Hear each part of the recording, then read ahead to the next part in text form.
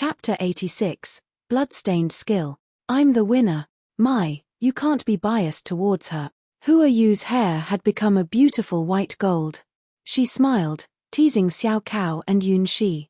Hua Yu, Xiao Cao crossed her fingers with Yun Shi's fingers, looking at Hua Yu with a slightly hostile glance. Under Hua Yu's white-silver armor, her breasts seemed to have become a little bigger. That was too unfair. Did bloodline awakening have such a benefit? That was too enviable. For a moment, the atmosphere between them turned strange. They both felt that they were each other's destined rival. Hua Yu, congratulations. Yun Shi immediately said to resolve the strange atmosphere between Hua Yu and Xiao Cao. From their seeds, Yun Shi had learned that they both were geniuses and had a bright future. Hua Yu had the white gold rose bloodline and Xiao Cao had her mortal's sword. They had just condensed their seeds, but that had shown their powerful talent. Thanks. I really didn't expect that the legend was real, Hua Yu threw out her chest. Yun Shi blushed to see his black hair lucky charm swaying between her two plump breasts. At the same time, Yun Shi found that the thread between Hua Yu and himself was rapidly getting solid. In Hua Yu's body, Yun Shi's seed was growing up healthy and strong. In Yun Shi's body, Hua Yu's seed was sprouting merrily. The invisible thread was closing their distance. Gee. This feeling, at first, Hua Yu just planned to say something to Xiao Cao, but her face suddenly turned red. Why? What is this feeling? She felt her chest choking. Was it because the white gold armor pressed her breasts because they suddenly became bigger? Her heart was beating extremely fast. She had never felt such an anxious feeling. Calm down, clam down. I'm Hua Yu, the inheritor of white gold rose bloodline and the practitioner of Holy Crossed Sword. Keep the 8 virtues of knights firmly in your mind. Don't panic. Yun Shi vaguely felt that some changes had happened to the thread between Xiao Cao and himself and the thread between Hua Yu and himself. In his mind, the threads were just used to exchange their battle experiences and understanding about sword skills. But now, they were developing towards an unknown path. As Yun Shi felt confused, he suddenly heard a provocative sound from the stage. That maid, come here. Child Yun. He finally couldn't retain his composure. Hua Yu coldly took a glance at Child Yun He as if she was looking at a dying frog. Xiao Cao also looked at Child Yun He with freezing eyes after she left go of Yun Shi's hand. At this time, they were so similar. Not only them. All the female swordsmen looked at Child Yun Shi as if they were looking at a dead man. Are you poking fun at me? Child Yun He got angry. As the most famous child of this region and the genius who had inherited Crane Wing's twin swords, he had never been despised by anyone before. Humph. The girls had no fear of his threat. Several civilian female swordsmen even showed him their middle fingers. So what? They said. Well. Very well. Child Yun He went mad. Let me show you the true power of our noble families. He decided to use his Crane Wing's twin sword. Right now. Immediately. Even though he knew that the twin swords couldn't be counted as his own power and he would be teased by others due to it, he had decided to show them as his strongest trump card to teach the maid named Maya a lesson. The maid was a second-rank female swordsman and was talented in sword skills, and she had defeated Child San Yan and Child San Quan, and if compared to them, Child Yun He knew that his strength was inferior to Child San Yan and his power was inferior to Child San Quan. In that case, he wasn't likely to defeat the maid with great ease. However, he had the twin swords. They were a pair of spirit swords that were handed down from age to age within his family. Now, their own sword souls had been born and they were only one step away from becoming a pair of artifacts.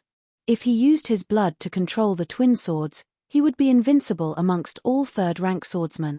I know you can use air battle sword skill. In that case, I will crush your self-confidence in the field you're good at. No one can beat my Crane Wing's twin swords. Let's start. Yun Shi took a deep breath to adjust his physical condition to the best, then stepped onto the stage with confidence. I won't give you the chance to use your flying swallow sword. At the moment Yun Shi stepped onto the stage, Child Yun He immediately drew out his Crane Wing's twin swords from his back and used them to cut his wrist. He was using his blood to active the twin sword. He was still at the mortal rank. Since he wanted to active the twin sword's flying ability, then he must pay something. After seeing how Child San Quan was instantly defeated by Yun Shi's the Swallow returns, Child Yun he had decided to active the twin swords as soon as the battle between them started. Fly to the sky, Crane Wing's twin sword. One sword was male and the other one was female. After being stained with Child Yun his blood, they rapidly flew into the sky and shot themselves at Yun Shi. As Yun Shi had known, the twin swords were really fast and strong. Yun Shi raised his iron sword and stepped back with a straight face. Go to hell! Child Yun he feverishly sprinkled his blood in Yun Shi's direction. 1, 2. Yun Shi remembered and adjusted his steps. He had only one chance. If he failed, he wouldn't have another chance. Come on, Crane Wing's twin swords. Come to me, Kai. As Child Yun he rejoiced with wild excitement, the twin swords smoothly stabbed into Yun Shi's body. That is, Red Lotus had prepared to teleport Yun Shi out of the stage and announced his failure. However, the next moment, a gust of special energy burst out from Yun Shi's body. After seeing this, Red Lotus stopped. That's strange. I didn't teach little Shi this skill. It's too dangerous for him. Hua Hua was dumbfounded after she saw Yun Shi's behavior. Blood covered Yun Shi's eyes. He felt pain and the similar feeling of linked bloodlines. This time, he caught Crane Wing's twin swords in the real world but not the trial in his dream. Kill her, Crane Wing's twin sword. Child Yun he showed a cruel smile. He didn't know why the twin witches hadn't stopped the battle and announced his victory, but he didn't care. In this case, he would catch this opportunity to kill the mysterious black-haired maid, Mai, tear apart her 4 limbs and crush her heart. No one had made him feel such panic. He must kill her. At this moment, Yun Shi opened his mouth. My blood will dye the ground, flow into the sea and cover the sky. Blood-stained secret skill. Chapter 87. Obtaining the twin swords. We meet again, Crane Wing's twin swords. For an instant, the twin swords had drained nearly 1/10 of Yun Shi's blood. However, he showed no signs of being in pain but looked at the Crane Wing's twin swords with a smile, although his heart had almost been cut through by them. Who are you? 2 indistinct voices came from the twin swords. They were the sword spirits of the twin swords. One of the twin swords was male and the other female. After thousands of years, 2 incomplete souls had been born within the twin swords. This meant that the twin swords were only one step away from becoming a pair of artifacts. It was said that the twin swords were forged by the legendary craftsman, Ouzhi's successor. After they had appeared in the world, they were doomed to be embryonic forms of a pair of artifacts. Unfortunately, no one from the Yun He family were as talented in sword skills like Yun Shi. They weren't even able to contact the sword spirits of the twin swords. Up to that moment, Yun X touched the twin souls in the twin swords by performing the forbidden skill. We once fought side by side. Maybe you have forgotten it, but it was a really pleasant memory, Yun Shi said with a yearning tone. He reached out both his hands, grabbing the sword handles in his 2 hands, he drew the twin swords out of his body bit by bit. Impossible. That's impossible. What is happening? Kill her, kill her. Crane Wing's twin swords. Crane Wings. Child Yun he was really flabbergasted as he saw Yun Shi drawing the twin swords out of his body. They were his family's spirit swords. They were the family's most valuable treasures.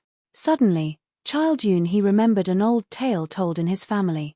Long, long ago, when the successor of Ouzhi presented the Crane Wing's twin swords to his family, he had also left a message.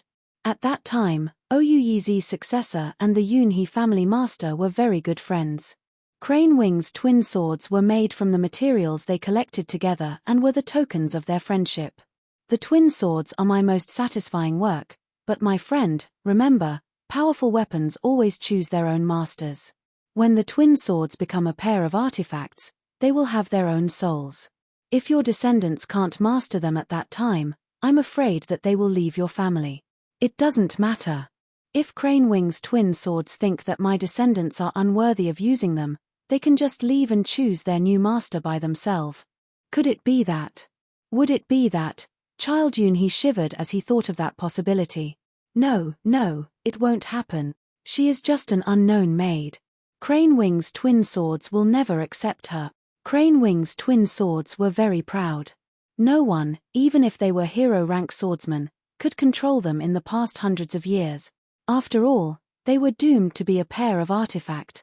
Start verifying. Crane Wing's twin swords didn't immediately accept Yunshi like what they did in the trial, but began a series of complicated verifications. Gender verifying. Pass through. Bloodline talent verifying. Pass through. Adaptability with the twin swords. Pass through. All the verifications have passed through. Acceptable. Acceptable. Yunshi heard two similar voices coming from the twin swords. After that, he saw the two sword spirits. The male sword spirit was a boy wearing a Taoist priest's robe. His hair had almost grown to his feet. The female sword spirit was a cute girl with two hair buns. She was also wearing a Taoist priest's robe. They were twins just like the twin witches. However, they had just been born into the world and hadn't built their gender conception. This was the first time Yunshi had seen the twin sword spirits, but he vaguely felt that something was wrong. Completed verification. We have waited for you for a long time. We're the Crane Wing's twin swords. We share the same destiny and will never be parted. Transmit the data. Yunhai's memory. The twin swords resonated. One old rune word after another flowed into Yunshi's mind. Time seemed to turn back at that moment. Yunshi saw the distant past. He saw the birth of the twin swords. A tall man carrying a big package on his back was hammering the unfinished twin swords. Ding, ding. A heavy hammer carried sparks and electric lights, knocking on the twin swords. The place was at the top of the mountains. What now? Are you satisfied with the materials I collected? A man stepped on the clouds, leisurely walking to the tall man. The tall man was several times larger than the man who just came from the clouds. Obviously, the tall man wasn't a human. Very good. I think I can make the embryonic forms of a pair of artifacts. Perhaps they will be the most satisfying works of my life. However, I have to tell you that they need time to gestate their souls. I'm afraid that they currently will be of no use to you, Yunhai. I don't mind. In that case, I will leave them to my descendants. Just in time, I was planning to leave my family an heirloom. The man named Yunhai looked at the unfinished twin swords with a satisfied smile. I'm afraid that your descendants will be unable to control the twin swords after the twin swords have souls, the giant man said and shrugged his shoulders. Ha ha. If my descendants are so useless at that time, then the twin swords deserve to be free. Very few families can survive in the world for over thousands of years. I will let the twin swords protect them for 1,000 years. After that, their fate will depend on themselves. Oh right, we haven't given the twin swords a name. Any idea? Yunhai asked his friend, the giant man, who had come from Western God's domain in order to collect materials. Tulane twin swords. How about that? The twin swords will become my family's heirloom. How can they have a Western-style name? Well, then. Yin-yang twin swords. Your taste is really bad. Sigh, leave it to me. I will name my family Yun-hee. It means leisurely like clouds and elegant like cranes. In that case, I will name the twin swords Crane Wing's twin swords. I will seal all my experience and sword skills into the twin swords. After the twin swords have souls and find their new master, I will let the new owner inherit my legacy. I don't know when and where you will see this information. I don't know if you are my descendant, but that doesn't matter. I will show you my strongest sword skill, Yunhai's Quadrant Sword. Chapter 88. Yunhai's Legacy. Since you have been chosen by Crane Wing's twin swords, I allow you to inherit my legacy. Remember, the sea of clouds is shapeless. The secret of my sword skill isn't in the sword but in your heart. Yunhai was the man's name, but also meant the sea of clouds. Yunhai stepped on the sea of clouds and started to perform his strongest sword skill. Yunshi found out that he didn't understand this sword skill at all because he couldn't see any signs that the man named Yunhai was performing his sword skill. In his eyes, Yunhai was just casually walking on the clouds without any purpose. No matter how many times I have seen your sword skill, it's still so scary, The giant man constricted his pupils as he looked at his best friend, Yoon Hai. Scary? He wasn't even performing his sword skill. Why did the giant man say scary?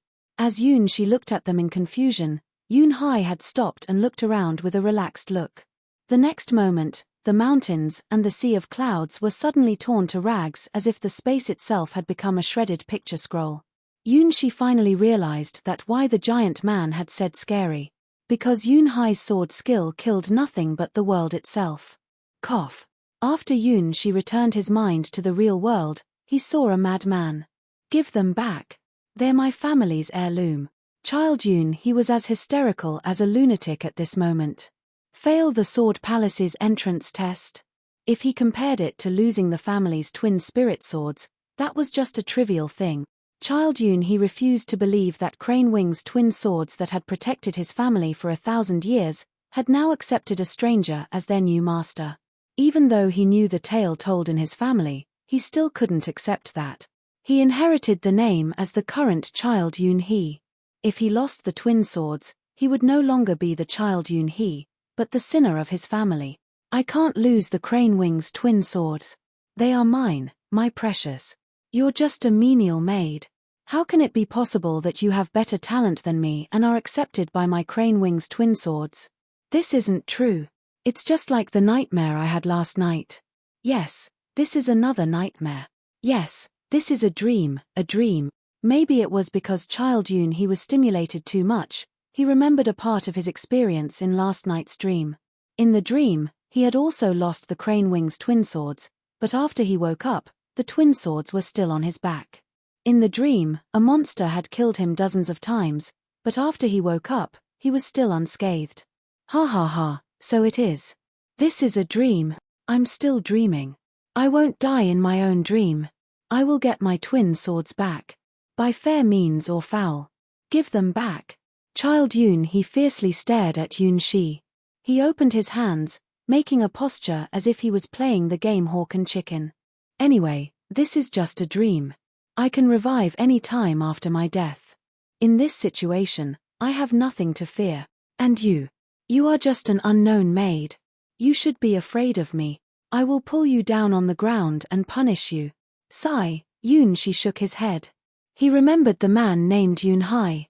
As Yoon Hai's descendant, Child Yoon His behavior was really scandalous. After finishing the verification procedures, Crane Wing's twin swords made melodious sounds and flew to Yoon Shi's hand. Although Yoon Shi had seen Yoon Hai's quadrant sword, but naturally, he couldn't perform it, because it was a godlike sword skill just like Hua Hua's sky-flying sword. They were not sword skills for mortals. Yoon Shi didn't know why Hua Hua could perform sky-flying sword as a third-rank female swordsman. That had broken the rules of the mortal rank. However, Yoon Shi's opponent was Child Yoon He, and Child Yoon He didn't deserve to have him use any godlike sword skills. Flying Swallow six-fold attack. Crane Wing's twin swords drew two graceful arcs in the air, cutting through Child Yoon His body 3 times. Child Yoon He toppled down to the ground. This claimed the failure of the last member of the noble family's camp. This is a dream, a dream. This must be a dream. As long as I use my Crane Wing's twin swords, no one is match for me. I can kill them all. Ha ha ha ha, I, Child Yoon He, am invincible. Child Yoon He sat on the ground and laughed crazily. He couldn't believe that he had lost Crane Wing's twin swords but regard the real world as a dream. Humph. His psychological quality is really bad. He is really inferior to Xiao Cao, because Xiao Cao could kept fighting even after her sword was shattered. He doesn't deserve to be called genius. Tut tut. He looks like a man whose wife had been robbed. What a shame. The female swordsman looked at Child Yoon He with disdain. It became the last straw that broke Child Yoon His self-respect, making him lose his mind completely. Red Lotus quietly looked at Child Yoon He. After a while, she shook her head and crossed his name out of the admission list. His psychological quality is too weak. No admission. At first, Child Yoon His name had already been written on the admission list. However, his insane behavior made him lose the opportunity. Finally, the final started. I will do my best to challenge you. Hua You didn't know the reason why, but when she looked at She felt her heart suddenly beating faster. No, I shouldn't have these feelings. We are both girls. Who are you? Warned herself and repeated the 8 virtues of knights in her heart. Humility, integrity, compassion, bravery, justice, sacrifice, honor, soul, I love you. No, no. I didn't say the last word. There must be something wrong. Who are you? Blushed. Humility, integrity, compassion, love, bravery, justice, sacrifice, honor, soul, I love you very much. Arg. That's not right. What's wrong with me? Who are you? Had never felt so nervous. She couldn't even hold her white gold crossed sword steadily in her hand. Again. It started growing again. She couldn't stop his sweat from streaming down his face. The invisible thread between Who are you and him was growing and making their relationship closer. Their seeds were rapidly exchanging their experiences about 10 times faster than usual. He had seen this scene before, when he and Hua were in the volcano district of the formal trial. Shuffle. Hua Yu drew out her sword. Her thoroughly tempered sword skill was still powerful. The white light on her sword was even brighter than what it showed in the battle between Xiao Cao and herself. Big boobs. My enemy, Xiao Cao whispered. Now, she could only watch Yun Shi and Hua Yu's battle with depression. Big boobs are guilty. Hua clenched her teeth, staring at Yun Shi and Hua Yu. In her eyes, they were not fighting each other but sending silent messages with their eyes. Even though you're my elder female cousin. You can't do that. Little she is mine, my precious. The volcano named Jealousy was going to erupt. Chapter 89, The Hidden Sword That's Strange. Is she deliberately trying not to harm me? Yun Shi's crane wings twin swords and Hua Yu's white gold crossed sword continuously crisscrossed in the air. They had seen through each other's sword skills and moves. Although their battle seemed to be very violent, but actually, it was posed very little danger. Compared to the battle between Child Yun He and himself, Yun Shi felt that he was actually playing a game now. If he had to describe the difference, that would be the strange atmosphere between them as they attacked each other. She will perform continuous attacks from the front. She is going to launch a charge attack. Oh, this is Xiao Cao's continuous thrusting. Has she had learned that? Yun Shi discovered that he had been wrong. Hua Yu's talent wasn't inferior to Xiao Cao's. As her white gold rose bloodline awakened, her crossed sword skill was becoming perfect. Compared to Flying Swallow Sword, which was nimble and unpredictable, crossed sword unified both attack and defense. Hua Yu's sword skill was biased towards defense. She preferred to counterattack after making sure of her own safety. In some way, her battle style restrained Flying Swallow Sword. Xiao Cao's sword was a mortal's sword that had reached the limit. Hua Yu's sword was a gorgeous and usable holy crossed sword. Ding! Crane Wing's twin swords and holy crossed sword collided with each other in the air and made euphonious tremulous sounds. They were both hero-rank weapons such that mortals couldn't release their true powers. No matter whether it was Yun Shi or Hua Yu, they both could only use a small part of their sword's powers. As the old proverb said, diamond cuts diamond. This was the best picture to describe their current situation. Yun Shi planned to learn from Hua Yu and practice during the exam, so he didn't use the twin sword's flying ability, but only used his Flying Swallow Sword to fight with Hua Yu. In order to repay Hua Yu for her seed, he deliberately became the whetstone for Hua Yu's awakened bloodline, to help her sharpen her holy crossed sword. At the same time, this would also help him improve his sword skill. After obtaining Xiao Cao's incredible talent, Mortal's Sword, his last weakness had been offset. This was the best time for him to practice his sword skill. He met the right person at the right time. This was the meaning of this battle. They had already forgotten that they were having the Sword Palace's entrance test. They had only one goal, to temper their sword skills in this battle. Arg! I can't stand it. This is not a battle. Hua was on tenterhooks. Her jealousy radar was warning her that her big-breasted elder female cousin was becoming more and more threatening. It's rare to see such a high-level competition. Why should we stop them? Red Lotus was satisfied with the current situation. She didn't think that she would ever see such a high-level sword skill competition again. Moreover, Both sides were beautiful girls. Look. Even White Lotus was watching their competition with relish. White Lotus's smile was already worth it for her to come to this remote small town to hold the test. Prince, you're still so handsome. Star and Moon's ring, tell me, who is the most handsome and gorgeous prince in the world? There is only one answer, Yun-shi. White Lotus whispered to her Star and Moon's ring, then decided the answer with satisfaction. After Hua Yu brandished her sword for 130 times, her full breasts suddenly shook. Her beautiful white gold long hair fluttered with the wind as her holy crossed sword emitted pure white lights in her hand. The seed in Hua Yu's body had updated itself just now. Yun-shi immediately realized the seed's growth. At first, the property introduction of Hua Yu's holy crossed sword was proficient. Now, the description had become perfect. Her sword skill had reached the limit of mortals, just like Yun-shi's flying swallow sword. They were both at the second rank and had mastered perfect sword skills. Now, Hua Yu finally had equal power to be Yun-shi's opponent. The following attack will be my strongest attack. Hua Yu tightly held her crossed sword in her hand. She raised her sword in front of her chest and gazed at Yun-shi with a serious look. Defeat me with all your strength. I only accept to be defeated by you. Don't say no. I know you're the strongest person amongst all the candidates. I will. Yun-shi agreed. He knew that Hua Yu was serious. Her sword was straight and proud. There was no room for intrigue in her heart. Crossed sword. Hua Yu held her sword with her both hands. The sword blade formed a perfect parallel line with her body, taking the center of her chest as the separatrix. She announced the start of her strongest attack. Quicksilver motion. Yun-shi ran on the stage. His feet made ear-piercing screech with the ground. Holy seal. That was a cross-like light that was beyond the imagination of mortals. A white halo suddenly appeared in the air and covered Hua Yu's body. Yun-shi had only seen this scene once on another mortal rank swordsman before, his childhood sweetheart, Hua Hua. Was it a hero rank bloodline ability just like Hua Hua's sky-flying sword? In that case. The swallow returns. Yun-shi's sword cut on the cross-shaped holy seal but did no harm.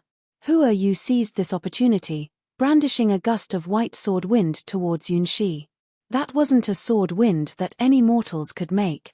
That was the white gold crossed sword's special ability, crane wings. Flying. Yun-shi let the twin swords fly to the sky. At the same time, he drew out the third sword from his waist. Hua Yu suddenly realized that Yun-shi had a hidden sword. In fact, Yun-shi didn't hide the third sword on purpose. However, Crane Wing's twin sword had drawn everyone's attention. They had almost forgotten that Yun-shi was still holding his original sword. Yun-shi performed his flying swallow sixfold attack, breaking Hua Yu's seemingly indestructible holy seal and put his sword on her neck. I was too careless. I forgot that you had the third sword, Hua Yu said with a smile. Although she was defeated, she didn't look very upset. Well, her holy seal seemed to be weaker than Hua Hua's sky-flying sword. It seemed to be a strong defense skill that would drain all the user's strength. Yun-shi calculated the defense of Hua Yu's holy seal in his heart and had quite forgotten that he was still putting his sword on Hua Yu's neck. He subconsciously lost control of his sword and unconsciously saw the sword sliding down and pointing to Hua Yu's chest. Hua Yu blushed.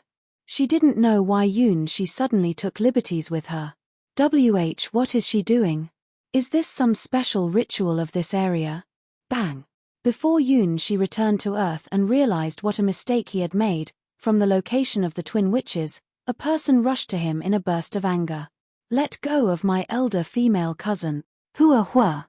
Yun-shi asked with an innocent look. He still hadn't realized why his childhood sweetheart was so angry. On the hill 3 kilometers away, the archer in red suddenly brightened up his eyes and drew his black bow to its limit. Target in sight. Chapter 90, Elves Attack Hua Hua. Yun-shi looked at Hua Hua, whose expression was really bad at this moment. His back was covered with cold sweat. You're my maid. Hua Hua stared at Hua Yu's full breasts and snow-white skin, then looked back at her own chest, having a very sad feeling in her heart. White Gold Rose bloodline had quite the superiority in regards to appearance. Once a girl awakened her White Gold Rose bloodline, she would become a natural blonde girl. Her skin was so soft and seduced people to bite it. She gave Yunxi a feeling that her skin would taste like sweet juice. After all, she was a blonde beauty. That was a pretty rare genre in the whole Sky Sword God's domain. Yunxi couldn't stop himself from indulging in fantasy. Gee! My, your Hua was maid. I see. Looking at Yunxi's black maid's uniform, Hua Yu saw the light suddenly. In the whole White Lotus Sword domain, only Hua Hua's family had the ability to train such a perfect maid. After all, Hua Hua was. Yes. I'm Hua Hua's great sword maid, Yunxi said with shyness. Although he wanted to take off the cursed maid's uniform immediately, but the threat of the unknown but definitely terrible apostle forced him to accept this identity. Great sword maid. Hua Yu was really shocked after hearing this. After all, Great Sword Maid's legacy wasn't something inferior to her White Gold Rose bloodline. Great Sword Maid never served specific people, because they were the gods' maids. In Western God's domain, to be a Great Sword Maid was every maid's dream. How could it be possible that a Great Sword Maid suddenly came to White Lotus Sword domain? This was the territory of Eastern God's domain. Humph. Not a bad maid, isn't she? I chose her to be my Great Sword Maid, inheriting the legacy of the third maid, killing princess. Hua Hua proudly stood beside Yunxi.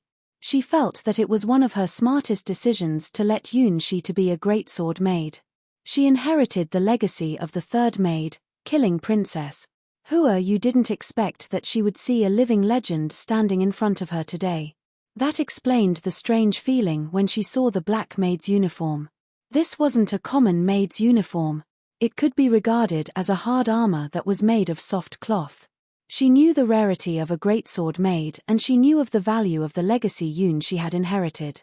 Every Great Sword Maid who had a single-digit number had been recognized by the history itself. For thousands of years, none of them were mediocre. Killing Princess was the one who had the most powerful anti-person power amongst the top 10 Great Sword Maids. She also had an alternate name which was less known but more bloody, Slaughtering Princess. However, in Hua Yu's eyes, she didn't see any signs that Mai was similar to the Killing Princess. Mai's eyes were so gentle and warm. She did not look like the bloody, ruthless princess at all. At the same time, on top of a hill which was 3 kilometers away from the exam area, the archer in red finally took off her disguise. Under her feet, countless flame particles were lifted off the ground. They dispelled the magic she used to disguise herself and revealed her true appearance.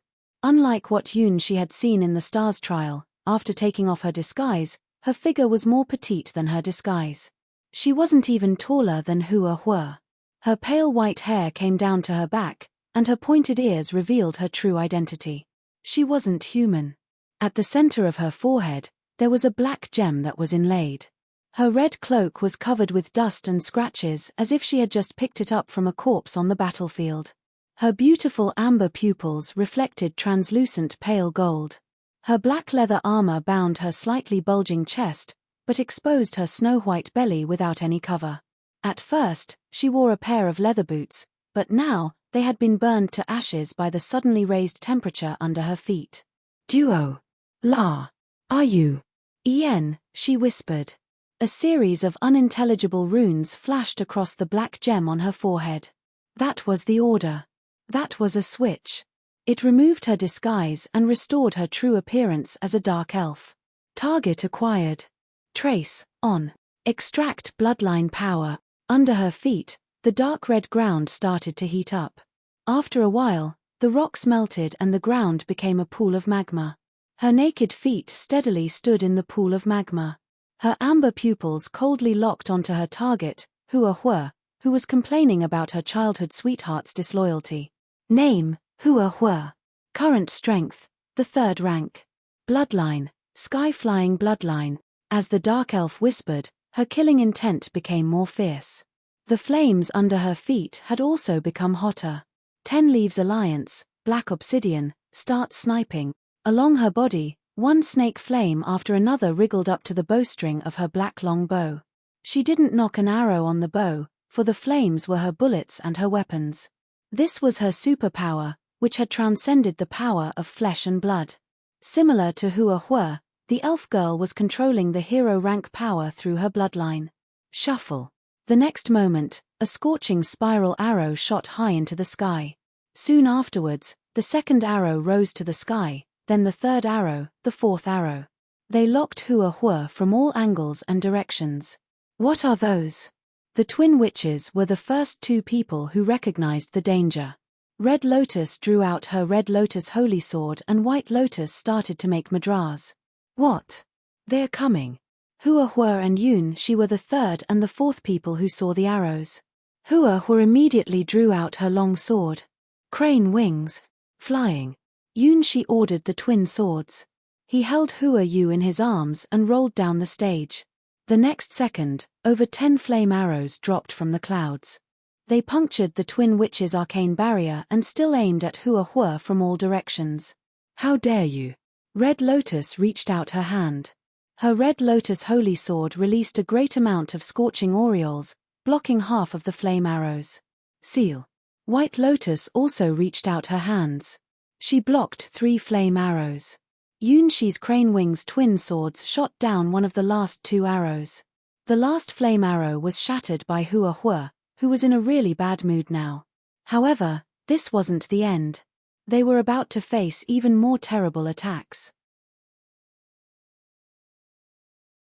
Chapter 91. Hua Hua goes ballistic. On the hill 3 kilometers away, the elf girl was surrounded by flaming particles and the black gem on her forehead reflected the situation on the stage. Report. Found outside interference. Computational error. The probability to complete the mission reduces to 10%. Warning. The twin witches' combat power is 10 times beyond the theoretical rate. Suggestion. Release the male fiery dragon and enter air battle mode. 10 times, combat power. The elf girl became dazed for a moment after hearing this. Apparently, the rival camp's combat power she had observed was far beyond the information that the Ten Leaves Alliance had provided her. She realized that she had made a fatal error in judgment. In the name of Black Obsidian, release the seal of the male fiery dragon. The elf girl whispered, with a series of mysterious rune words flashing through her unemotional pupils. A moment later, crimson scales appeared behind her naked feet. Groru. The male fiery dragon had buried its body in the hill for several days and only released a bit of its fire elemental power to support the elf girl in launching the attack. Now, with a world-shaking howl, it broke through the soil. Its howl was so loud that it could even be heard by people 10 kilometers away. Is it there? Hua Hua raised her head and looked at the flying dragon. Male fiery dragon? Yun Shi had always been puzzled about why such a hero-ranked beast had appeared in his trial. Now, he understood the reason. The monster that was able to slaughter an army by itself was really here and was nearly right under his nose. Kai. Kai. Kai. The second round started. 16 spiral fire arrows were approaching Hua Hua. There were more than in the first round, both in number and accuracy. Crane wings. Flying. Yun Shi had already blocked the spiral arrows once. Now, his actions were more skilled. The twin swords turned into 2 lights, flying through the sky and intercepting about half of the arrows. Instantly, they detonated the flame arrows and stopped them from burning the ground. Good job, Mai. Hua Hua rushed towards the male fiery dragon without any hesitation. Be careful, Hua Hua.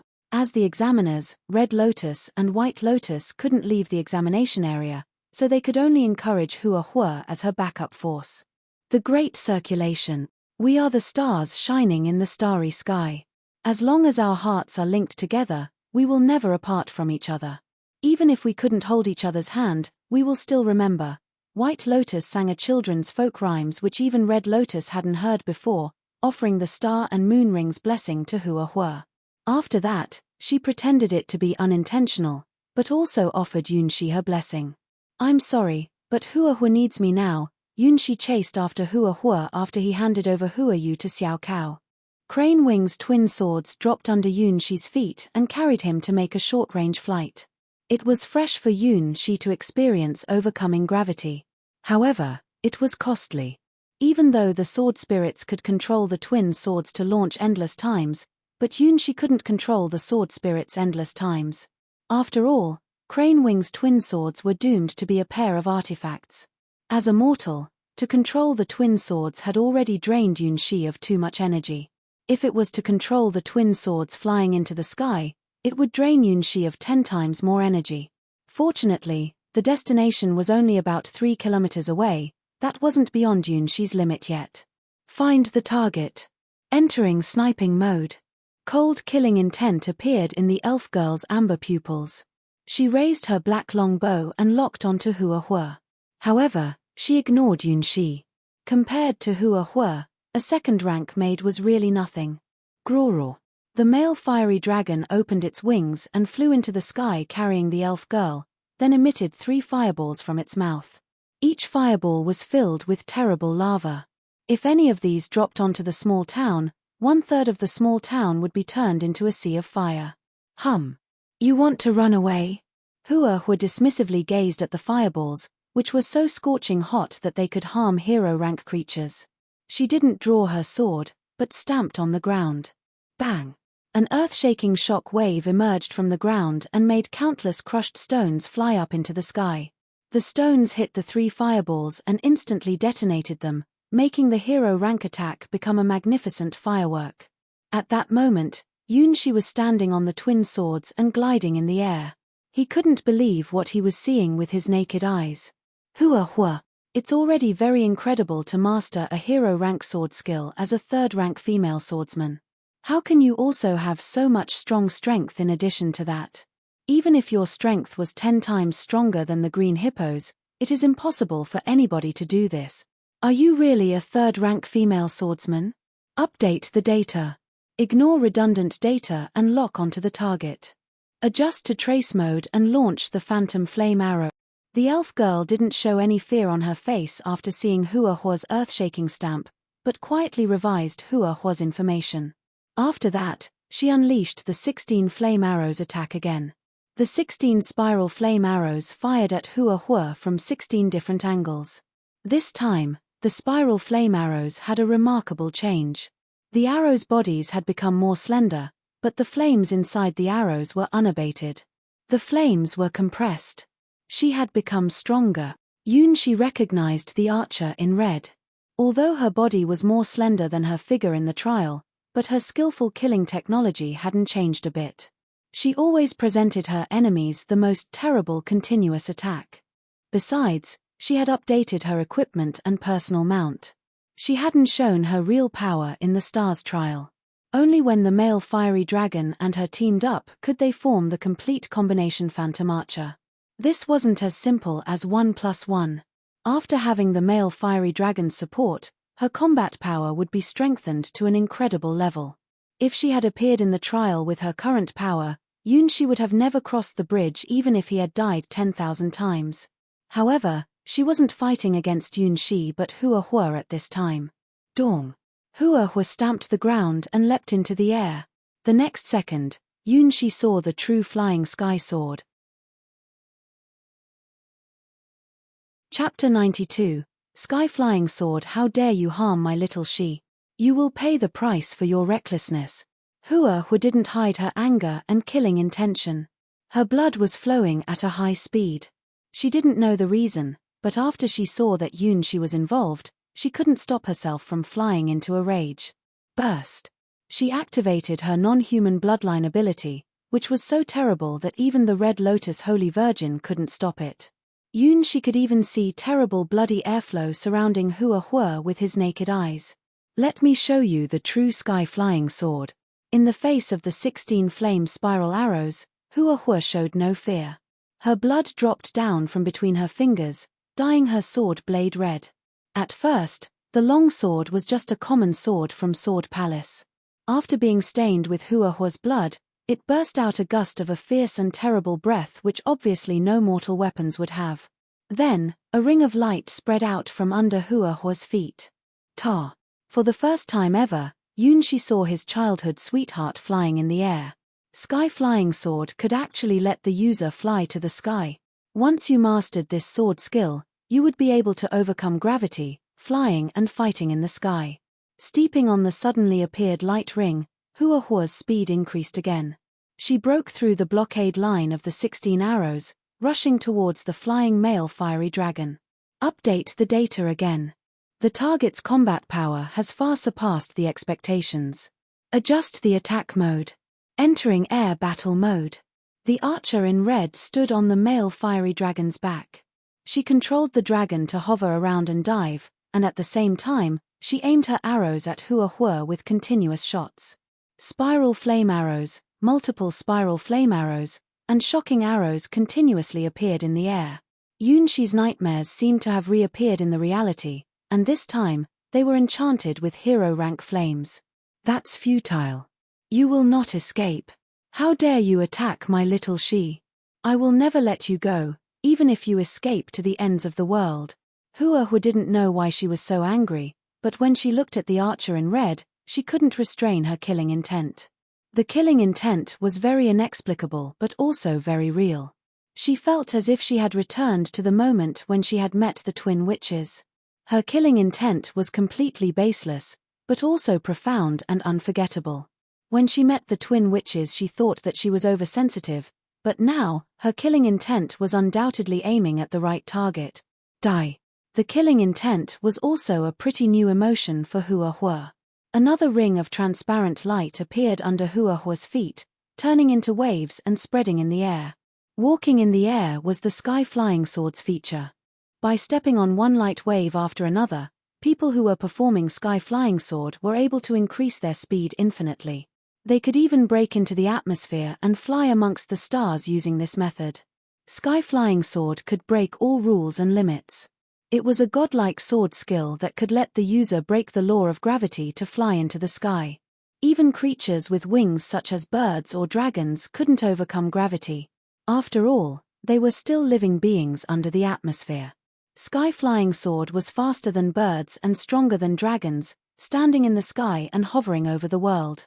All the information has been overturned. Failure probability, 100%. Carry out the backup plan. Seeing Hua Hua chasing after her with a speed that was beyond the human limit, the elf girl didn't show any signs of wavering in her eyes but immediately made a decision. Graw. The male fiery dragon stopped flying. It opened its crimson wings with feather-like scarlet particles covering both its wings. The elf girl stopping wasn't because she didn't want to fly to the higher sky, but because she and the male fiery dragon had had no way to flee. This was the highest sky the male fiery dragon could reach. The male fiery dragon's weight and strength restricted it from flying into the higher clouds. Besides, even if they could fly into the clouds, it was meaningless in the face of that monster, the girl who could sprint in the air infinitely. The information about Hua Hua and the twin witches that the Ten Leaves Alliance provided her was totally wrong.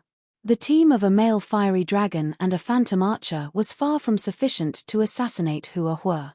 Graw. The male fiery dragon also realized that something was very wrong. It started to prepare its last struggle. The flame particles on its wings started to spread to its whole body.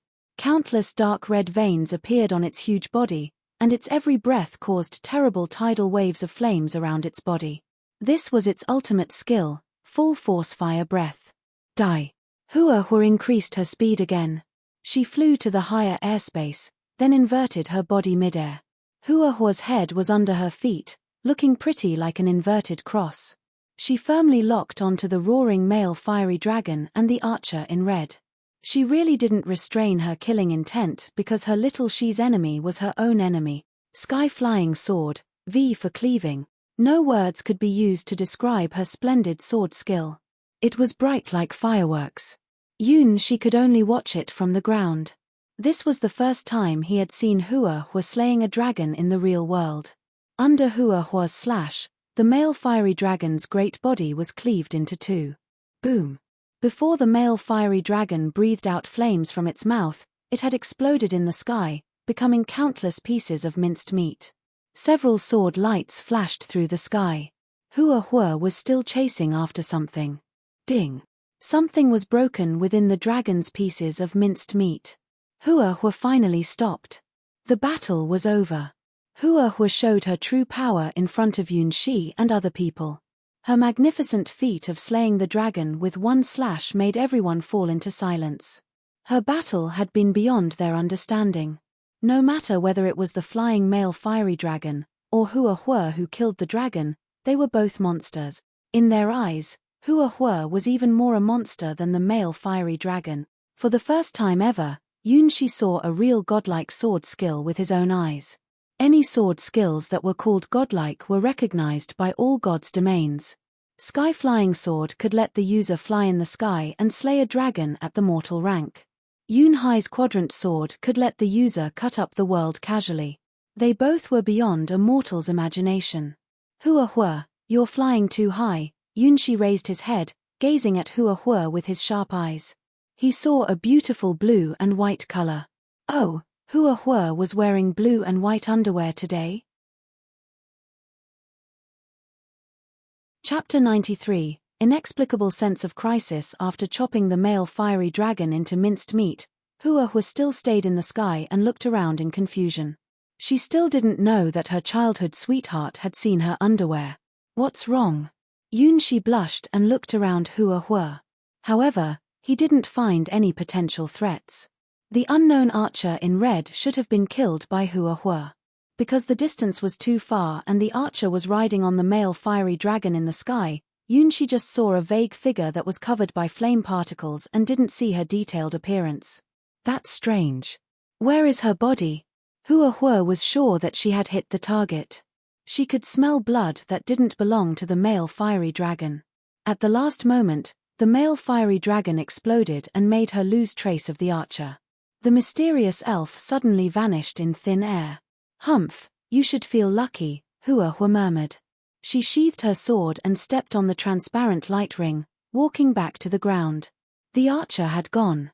She used some special skill to escape from this area. Compared to the archer's escape, Hua Hua paid more attention to her suddenly raised anger. What was that feeling exactly? When she saw the archer, she couldn't suppress her killing intent and directly launched her sky-flying sword. She had never had such a suddenly appeared killing intent before. Little she. Tell me the truth and you will receive a lighter sentence. What's the relationship between the archer and you? Hua Hua lightly fell back to the ground like a feather, then gazed at her childhood sweetheart with a skeptical eye. She had never had such a strong killing intent to anybody. Moreover, the archer was just a stranger. She felt that the mysterious archer in red had done some unforgivable things to her little she. Compared to the killing intent when she saw the twin witches, this time, the killing intent she had was more violent. Warning. Warning. Warning. Danger. Danger. Danger. She couldn't explain the feeling, but even she had slayed the archer's dragon and had seriously injured the archer, she still felt worried in her heart. Nay, little she, what's the relationship between the archer and you? Why did I feel a murderous rage when I saw her? Me and her. Because the battle was over too quickly, Yunshi had just seen a vague figure that was covered by flame particles. Compared to the tall archer who had killed him dozens of times in the trial, the figure was too slender and gave him a weird feeling. How could her slender body draw the long black bow? The bow was even taller than her body. Besides, her spiral arrows were even able to threaten hero-rank people. Obviously, the archer in red was more dangerous in the real world. I don't know her. I have never seen her before. Yunshi shook his head. He wasn't lying. He had never seen this elf archer in the real world before. This was a special race and career that only appeared in Western God's domain. It was unbelievable to see an elf archer in a remote district like White Lotus Sword domain. Hua Hua, are you in trouble? She was clearly coming to kill you. It seemed so obvious that the mysterious archer in red was locking on a special target. Hua Hua. You're right. She was looking for me. Hua Hua frowned. She had expected that as she showed her talent and power, the shadows of the past would come for her. It was because of her bloodline and identity. At first, she hadn't thought that Yunshi would be involved before he was 18 years old, and she hadn't hoped for him to be involved at all. However, she had failed to escape from her past. She thought that she could attain peace for a period of time by hiding in the remote White Lotus Sword domain, but they had still found this place. Who were they? The Gold Family, 10 Leaves Alliance, or Emptiness God Church. Many forces were eager for her sky-flying bloodline. Due to that event, her foster parents took her to the remote White Lotus Sword domain and let her have 10 years of a peaceful life. Yunshi was just an ordinary person. He was born in this town and only wanted to run his baker shop. It shouldn't have any connection with him. The red alert of her jealousy radar should be a false alarm. She should have had no contact with the various terrifying forces hiding in Western God's domain. Besides, the elf archer had white skin. She didn't look like a dark elf assassin from the Ten Leaves Alliance. But that was strange. The elves of Elf Forest always took a liking to sky-flying bloodline. They were always allies. Hua couldn't make sense of it. Finally, she gave up thinking about it. She wasn't good at analyzing conspiracies. The inheritors of the sky-flying bloodline were always the strongest swords, but not strategists. Little She, congratulations, you passed the test. Let's go to Sword Palace together. Hua smiled and imagined the coming study life. She held Yunshi's hand, then said with a serious look, "Tonight is the last night you will stay in the town. So, I will allow you to say goodbye to them. Form tomorrow, you can't like any other girls." Yunshi looked at his black maid's uniform, then showed a weird smile. Hua, you forced me to wear this uniform. How will any other girls like me in this case? Ca. Cough. In the mountains over 10 kilometers range, a blood-stained figure was toppled down beside a stream. She coughed blood and panted. Life state is in danger. Reverse the racial character. The black gem on the girl's forehead started to release all its remaining magical power to rouse her other bloodline. Her skin started to turn black. In addition to her pointed ears, she was obviously the elf's most hated kin, a dark elf. Her silvery white long hair also had begun to turn grey. This was the dark elf's normal hair color due to having lived in darkness endlessly. Chapter 94. The Black-Haired Girl's Legend. The most uproarious celebration, Sword Palace's entrance test, was all over now. It had really changed the whole small town. Finally, 17 candidates had passed the test and had been selected as Sword Palace's new disciples. Yunshi, took first place in the test. Hua Yu was the second. As a veritable aristocratic miss, her achievement saved the last shred of honor for the noble family's camp. The third was Xiao Cao. She was the representative of female swordsmen and civilian swordsmen. Originally, the fourth should have been Child Yun He. However, after losing his Crane Wings twin swords, he had gone mad, so he was disqualified and his ranking had been replaced by a female swordsman. From the 5th to the 12th, they were all female swordsmen who had obtained seeds from Yunshi. Till the 13th, a noble swordsman held this position because he was lucky enough to avoid fighting with most of the female swordsmen in the test. Amongst the 17 selected candidates, 14 of them were female swordsmen who had obtained the Black Hair's blessing. This was an unprecedented achievement in the whole history of White Lotus Sword Palace's entrance test. Apart from the 17 selected people, there were also other candidates that had shown amazing power and potential in the test. They had also received an opportunity. These candidates' average level was really beyond everyone's imagination. Therefore, the shortlist had also created a new record. There were a total of 30 people who got the opportunity to go to Sword Palace. Although when compared to the 17 selected people, the rest of the people were only recognized as Sword Palace's apprentices, but they still had a chance to become formal disciples. As the two childs who unfortunately met Yunshi, Child Xin Yan and Child San Quan were both on the shortlist. It wasn't hard for them to become formal disciples, however, they would wait for at least half a year before they could achieve that. Apart from the already selected female swordsmen, the other female swordsmen were all on the shortlist. This meant that all the female swordsmen had obtained the opportunity to join Sword Palace. Night was approaching. The noble swordsmen and the civilian swordsmen who had passed the test called their friends to hold parties in different places. The civilian swordsmen had a drink at this time. Although they were drinking the cheapest bad wines and eating grilled pig legs, they also drank till all blew. From the beginning, only very few civilian swordsmen had the confidence to enter the formal admission list. In their hearts, Entering the shortlist was already their best luck. After all, compared to the people from noble families, these civilian swordsmen didn't have too many chances to acquire resources and education. That was too difficult for them. Beside a campfire in the countryside, a group of civilian swordsmen were drinking and boasting. "Hey, Lee, you were really impressive. You have entered the top 32. You were only one step away from becoming one of the top 16. Everyone was around a second-ranked swordsman. He was a civilian swordsman, but his name had been fortunately written on the shortlist just like the several childs. Ha, I was too lucky. These childs had all been defeated by these little girls. It was really an eye-opening experience. Yes, they were too strong. I have never seen any female swordsman stronger than them. I think there must be some trick. I know Xiao Cao and had once had a battle with her. She spent 1 hour to defeat me at that time. They were really drunk." Many people started to shout at each other with the smell of alcohol on their breaths. After all, the result of the Sword Palace's entrance test was beyond everyone's expectation. No one had expected that these female swordsmen would acquire such an impressive success. At the same time, the people from noble families were also talking about this in the restaurant. They were eating peacock meat, medium done snow beef, and drinking aged wines. The price of a bottle of the aged wine they were drinking was enough to let the civilian swordsmen hold their dinner party for a whole month. "Brother Yun family will count on you from now on. Yes. Your brother is really good for nothing. After losing Crane Wing's twin swords, his ambition has been burned to the ground. What the hell is that kind of attitude?"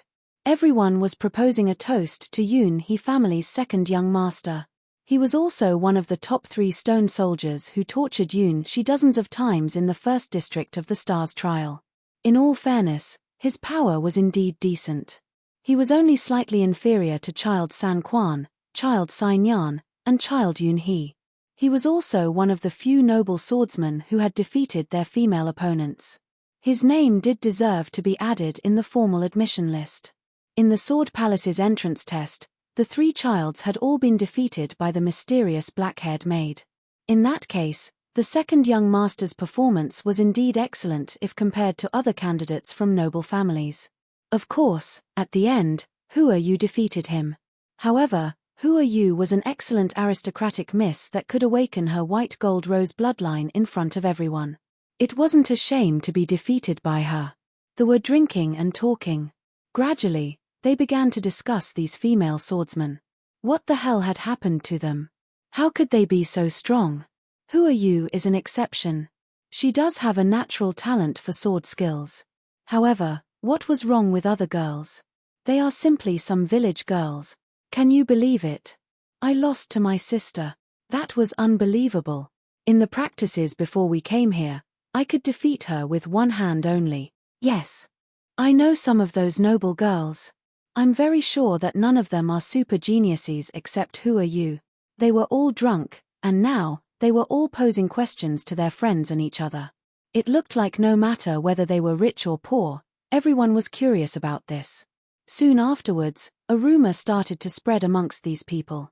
I heard that they had obtained some treasures that could bring good luck. Can that legend be true? Yes, I saw them receiving the mysterious black-haired maid's black hair. What? That legend is true. The maid's black hair could really bring good luck. Achoo. After returning to his room and taking off the maid's black uniform, Yunshi suddenly felt a cold chill flowing through his back.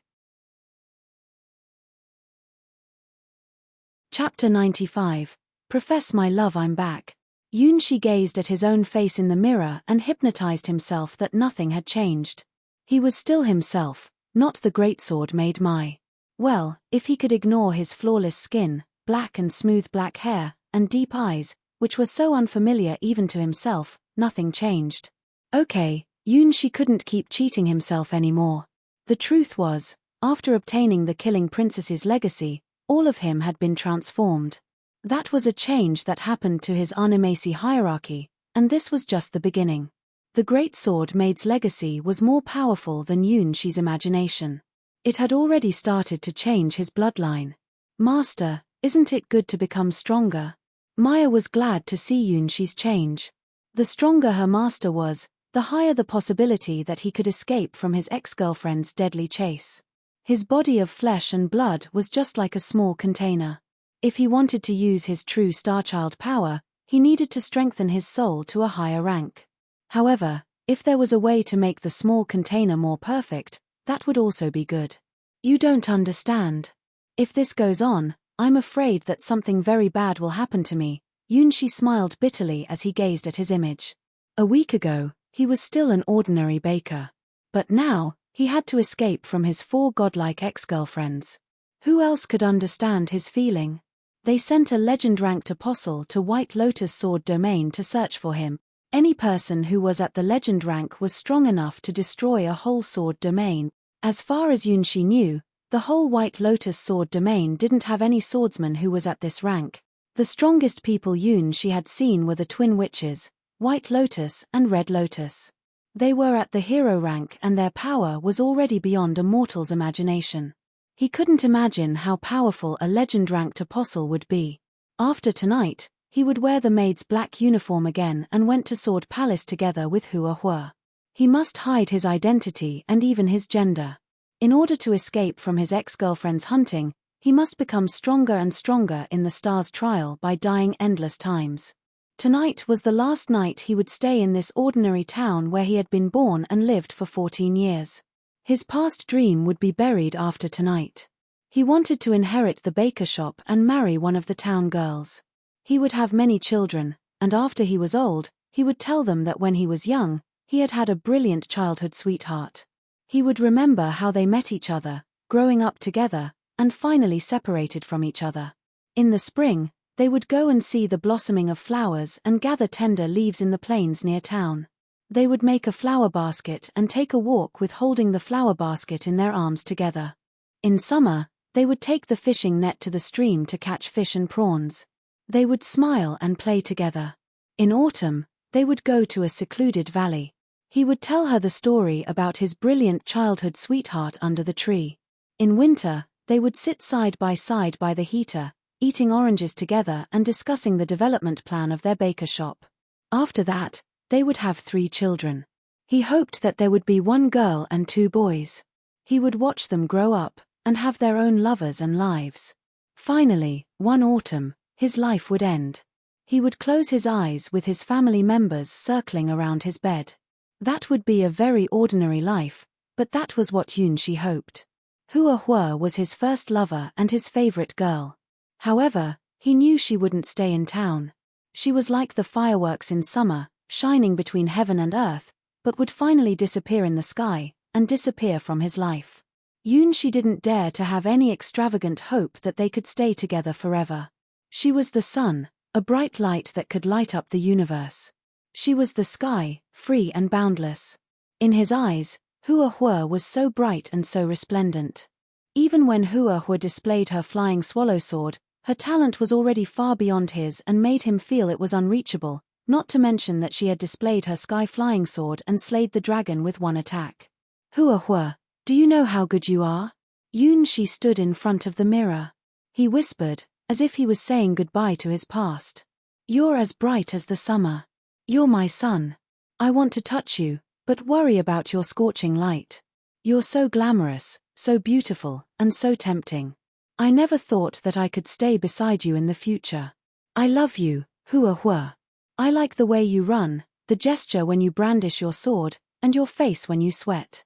Hua Hua, if I live for only 18 years, then the 10 years I stayed with you will be the greatest treasure of my life.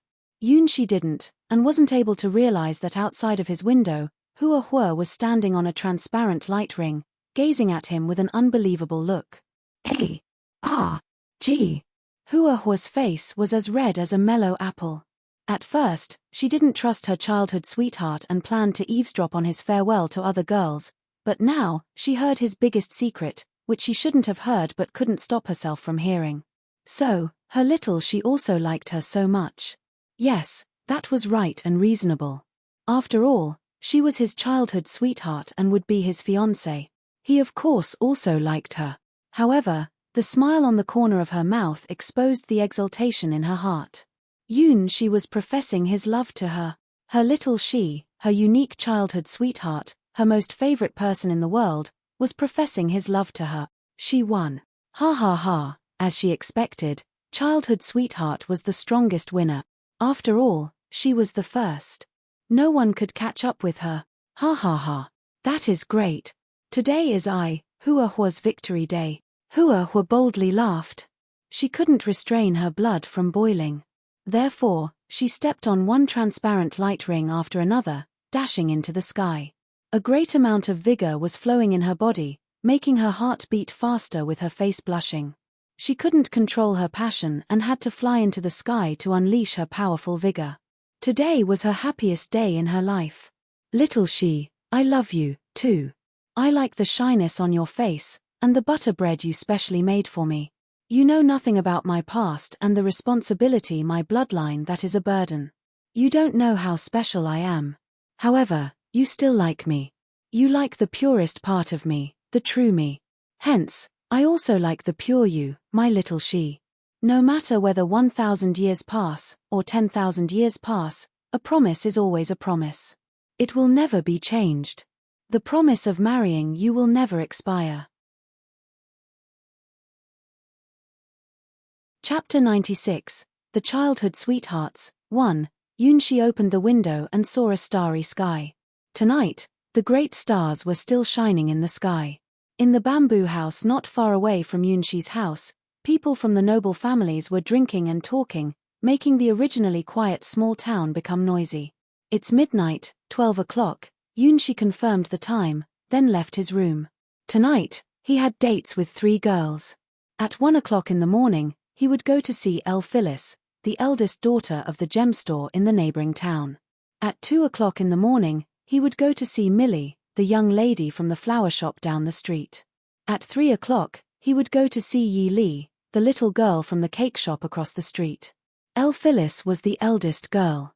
She was 1 year older than Yunxi and often let Yunxi feel that she was like his elder sister. Millie just moved into the small town a few years ago.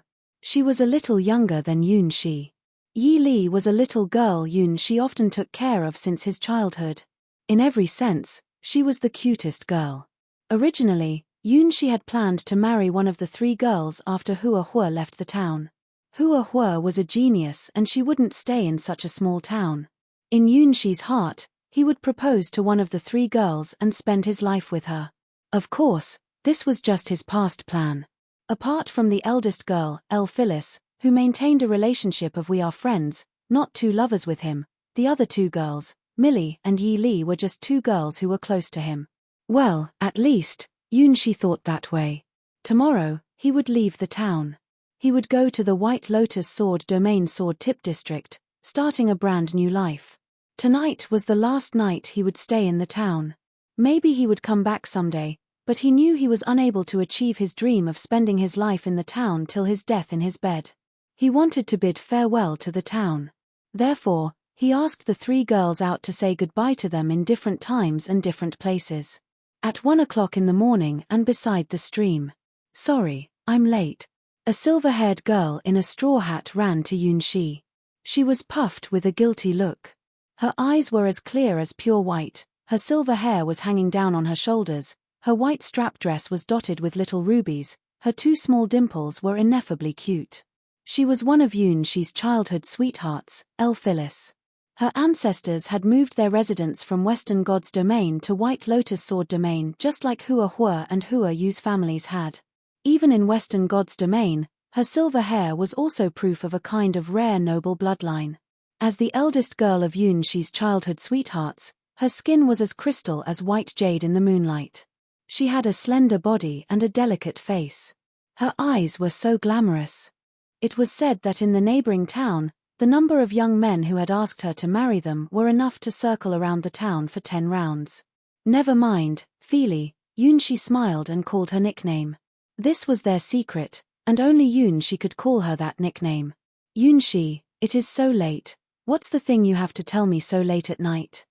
Phyllis gazed at Yunxi with hope in her eyes, which made Yunxi find it so difficult to tell her the news.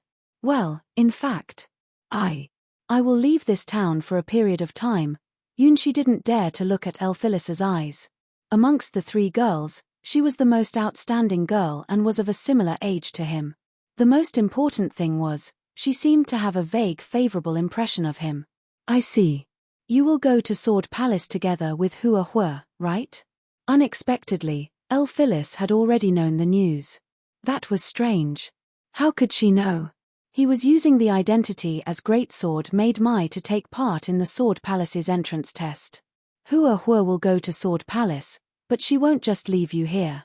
I had already understood this from a long time ago. Phyllis bravely raised her head with a sad look. Her expression looked like she was going to cry at any time. No, in fact, She couldn't tell her the truth. How could he tell her that he would go to Sword Palace as a maid? Finally, you chose Hua Hua? Phyllis pinched the bottom of her dress with her 2 hands. She looked as if she was enduring something.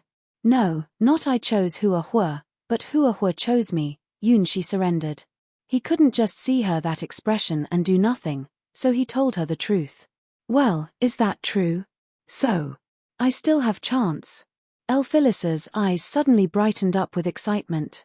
She chose Hua Hua and Hua Hua chose She were 2 different things. They had completely different meanings.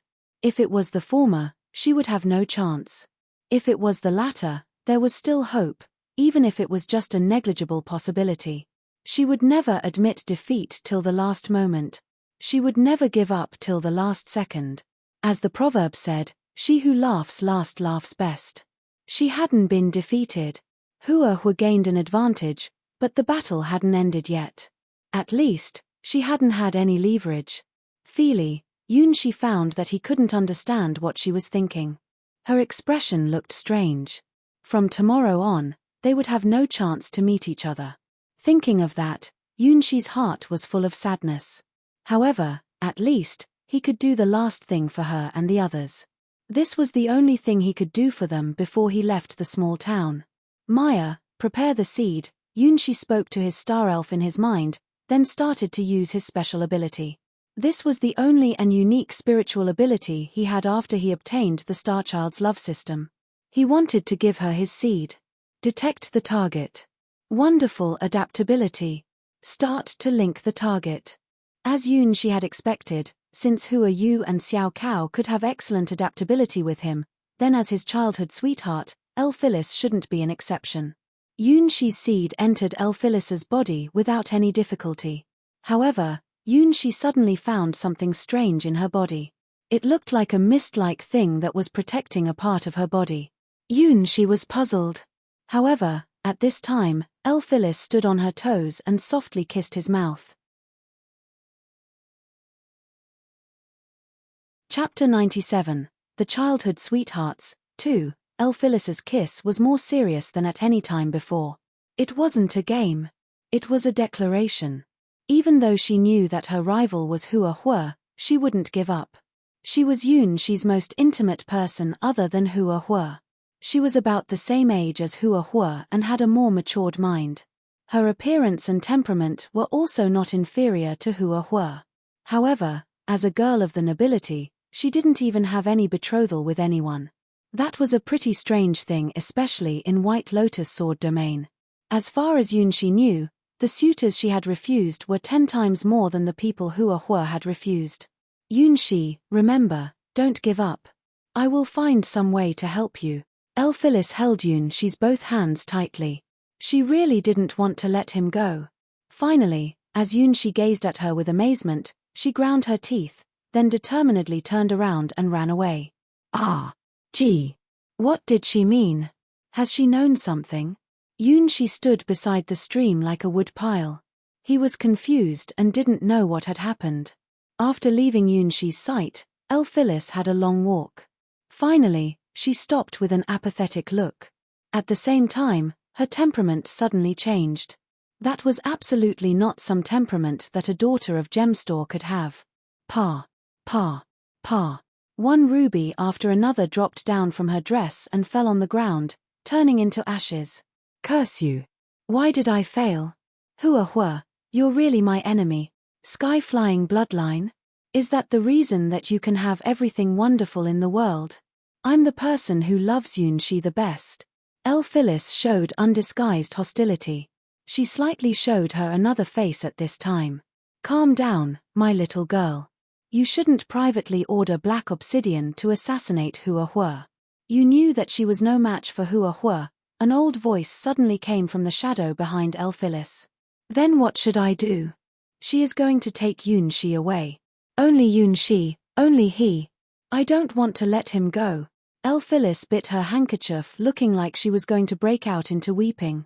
At first, it was just a simple mission. She only needed to watch Hua Hua.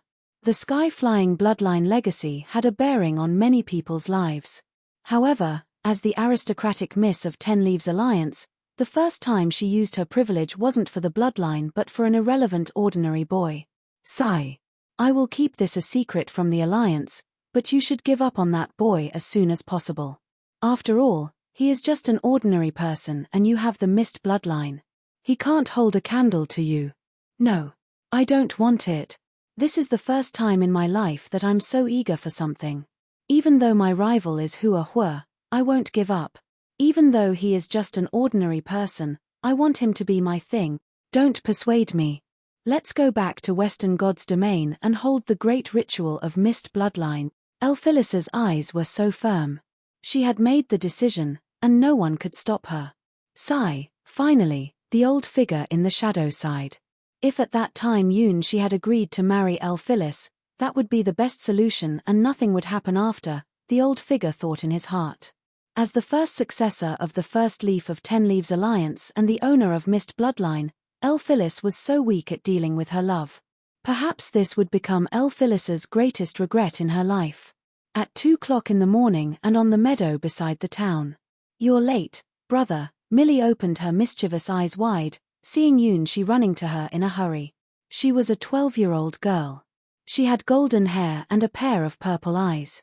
Her soft lips were as red as rubies, striking and eye-catching. Her smooth golden hair fell on her slender shoulders like a waterfall, making her look like a princess from a fairy tale. Yun Shi remembered that her name Millie was also a goddess's name in Western mythology, and Millie herself was as graceful as her name, having a princess-like temperament. Sorry, something happened. Yun Shi was still confused about the last words had Elphilis said to him. After all, he had once considered her as his fiancé candidate. If he hadn't awakened his ability as the Star Child, after Hua Hua left town he would probably have married her when he was 18 years old. Let me guess. You went to see Elphilis, didn't you? Look, these are her jewel powders, let me help you get them off of your clothes. She always uses them to make a mark. If Hua Hua sees them, she will be angry. Millie's expression of I have seen through everything made Yun Shi feel pretty embarrassed. She was really a naughty girl, but she was also a considerate girl. This was her advantage and glamour. It was really fun to stay with Millie.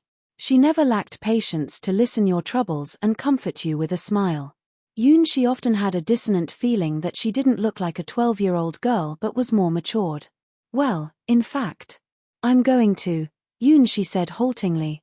However, before he finished his words, Millie shrugged her shoulders and said what he was going to say, you will leave town with Hua Hua. Am I right? Why did you know it? Yun Shi was dumbfounded. Why had Millie and Elphilis both known about it? Ha ha, don't look at me like that. It isn't a surprise to guess that Hua Hua won't just leave you here. Millie climbed up the tree branch and gazed at the western horizon. In fact, I will also leave here. All these years, I've been really happy to have you staying with me. It's so fantastic and wonderful, just like a sweet dream. However, no fond dream doesn't have an end, and my dream is going to finish. For the last time, can I call you brother again? This is my last hope as your childhood sweetheart. Of course, Millie. Yun Shi was touched. His childhood sweetheart was still so considerate. Well, brother. Millie jumped down from the tree with a sweet and naughty smile. Ah, so this was your plan. Yun Shi softly hugged Millie's slender body in his arms. For the first time, Millie behaved so willful. The girl in his arms was so light. Yun Shi could barely feel her weight. This, really is a nice dream, Millie whispered and leaned her head on Yun Shi's chest. Chapter 97. The Childhood Sweethearts. 3. Brother. Yun Shi held Millie in his arms, treating her like a princess. Millie leaned her forehead against Yunshi's chest and emitted a sweet groan. Pang, pang, pang. Looking at Millie, Yunshi couldn't stop his heart from pounding. Why did Phyllis and Millie both look different today, but also cuter than usual? They were hinting something at him. Millie. Yunshi opened his mouth and tried to say something, however, Millie's lips made him swallow his words. Millie emitted a cute sound. Her face blushed like an red apple. This wasn't a playful kiss. It was more meaningful. Millie said nothing, but Yunshi had understood her pure purpose. I really want to have this dream forever, brother. My brother Yunshi. Millie showed a lonely look on her face, then left Yunshi's arms with sadness. For the first time in my life, I fell in love with someone, and at the same time, I met my lifelong friend. The two joys overlapped together, and the double joy brought me more and more joy. I really had a fantastic, happy time. However, why does every sweet dream have to end? This dream was really too fantastic. Yunshi stroked his lips. This was his second kiss this night. Why had his childhood sweethearts suddenly become so proactive? Was it because of Hua? Sorry. I disappointed you, brother. But sometimes, your thoughtful Millie also has her own problems. Millie gazed at Yunshi's confused face, then smiled lightly. Since it's a dream, then. I don't want to let this sweet dream have an end. For the first time since I was born, I want to keep something and have something. Even though that means that I have to fight against the strongest person who is loved by the world. Brother, I have made a decision. Decision? The strongest person who is loved by the world. Millie, what were you saying? Yunshi didn't understand. He shook his head and stopped thinking, then reached out his hand and stroked Millie's hair. He began to make a seed for Millie. Detect the target. High adaptability is detected. Start the link. Since they were doomed to leave each other's life, then the last thing he could do for them was to share his seed with them. In that case, maybe they still had a chance to meet each other someday. However, things went just as they had when Yunshi put the seed into Phyllis's body. He felt something strange in Millie's body. It was a golden light, very warm and bright.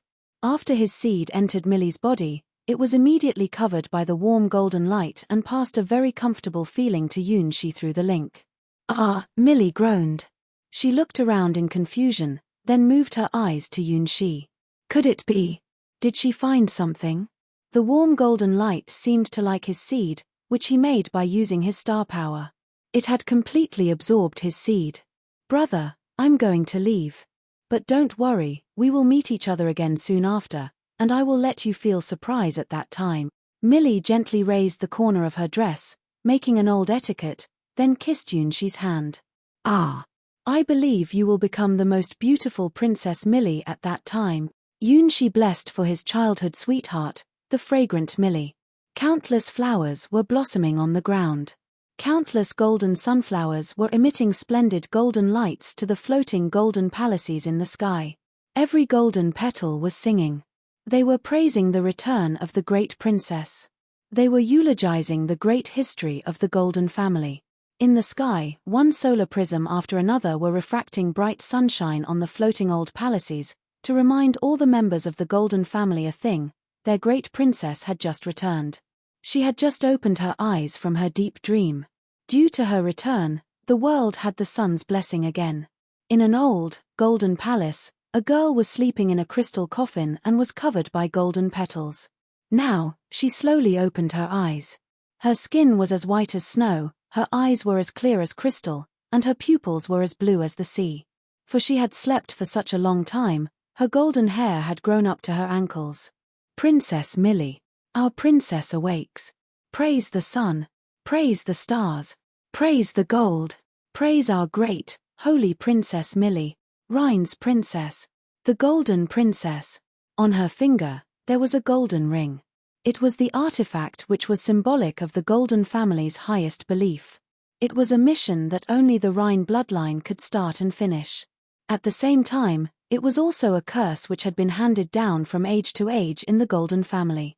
It was said that the ring's master was doomed to rule the world, but would also taste the greatest tragedy in the world. Only the girl who had the most pure and holy Rhine bloodline could break away from this curse and bring the greatest honor for the family. The Rhine princess, the child of the Golden family, was a child of God who was doomed to rule the world. However, after returning from the reality from her dream, the child of God was full of loss and sorrow in her heart. The dream finally comes to its end. The reality is still so boring. Day in and day out, nothing has changed. She sighed. Phyllis should have returned to 10 Leaves Alliance. Therefore, our battle is just beginning. Hua, you won't be the last winner. In the name of the Holy Golden Ring, I swear I will fulfill my oath. She raised her head with steadiness in her eyes. I will be your enemy. On the hill in the west of the small town, Yunshi finally saw his last childhood sweetheart. No, that wasn't very accurate. The girl was too young. He could barely call her childhood sweetheart. From 1-year-old to 9 years old, from beginning to learn how to walk to playing his daughter in the game playhouse, Yunshi had witnessed her life.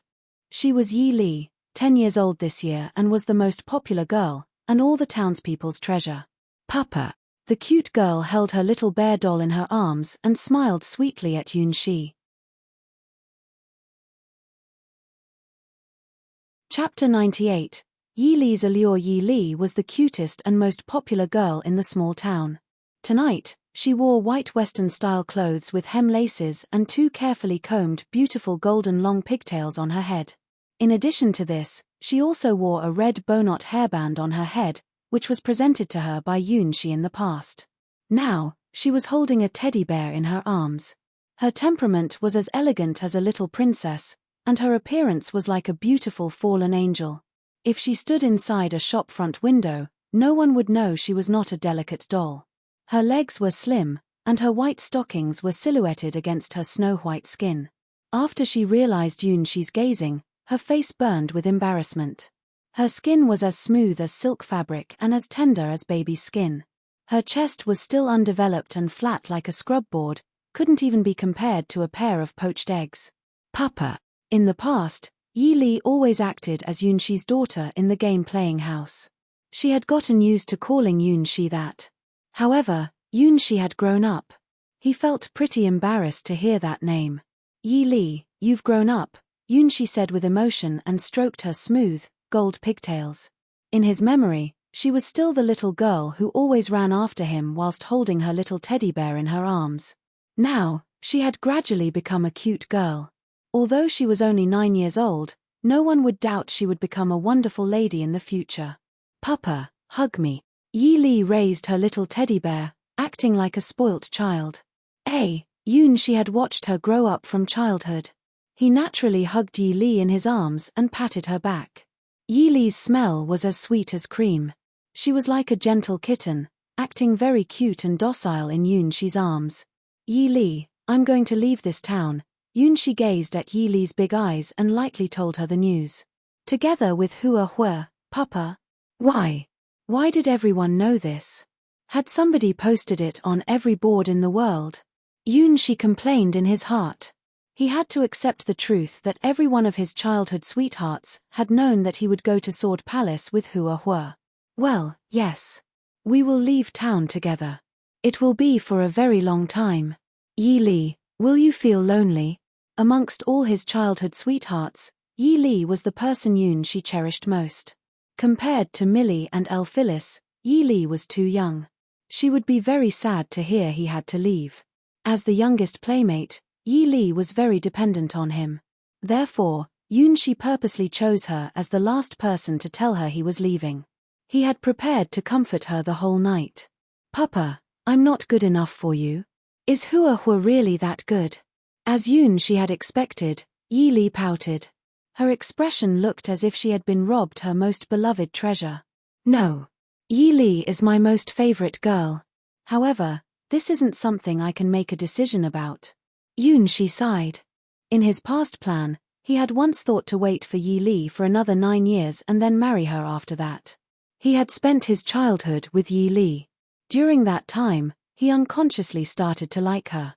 He was very sure that 9 years later, she would become a glamorous beauty. However, there was no more time for him to see her grow. He was going to leave, and a few years later, Yi Li would be married to someone else. As Yunxi thought of that, he suddenly had a heartache. No. Papa is Yi Li's papa. I won't give you to anybody. Yi Li was angry. She severely bit on Yunxi's lips. Where did everyone learn it? Yunxi didn't want to make her cry, so he had to reluctantly accept her kiss. Her lips were as soft as 2 petals, giving him a totally different feeling from Millie's kiss and Elphilis's kiss. Her mouth was soft and small, only about half the size of Yunxi's mouth.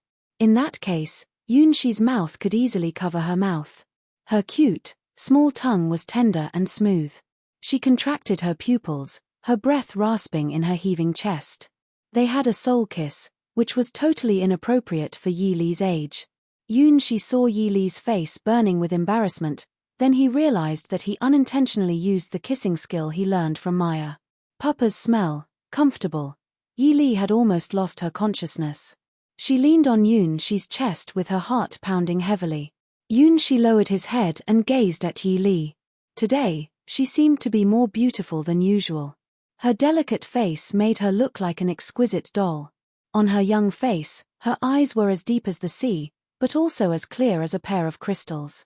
However, that didn't hide the grief in her heart. She wore a pair of white silk stockings on her slender legs, which were partly hidden and partly visible under the lower part of her princess dress. Accidentally, a gust of wind raised her dress and coincidentally exposed her white underwear. Her skin smelled like delicious cream, continuously luring Yunxi to commit a crime. Yi Li was like a cute angel today, showing Yunxi her most innocent and cute side without reservation. Her cute, young face was gazing at Yunxi with pain, supplication, and lure. After that, Yi Li gave Yunxi her second kiss. With tears in her eyes, she moved her face close to Yunxi. Her small tongue slowly opened Yunxi's mouth with sweet milky aroma. Yunxi felt that her tongue was as nimble as a naughty kitten. Uncontrollably and impulsively, he responded to her enthusiasm. Papa, choose Yi Li, please. I'm willing to do that very comfortable thing with Papa. At this moment, Yi Li was an angel, but also a demon. She was luring Yunxi to tread his foot onto a forbidden path.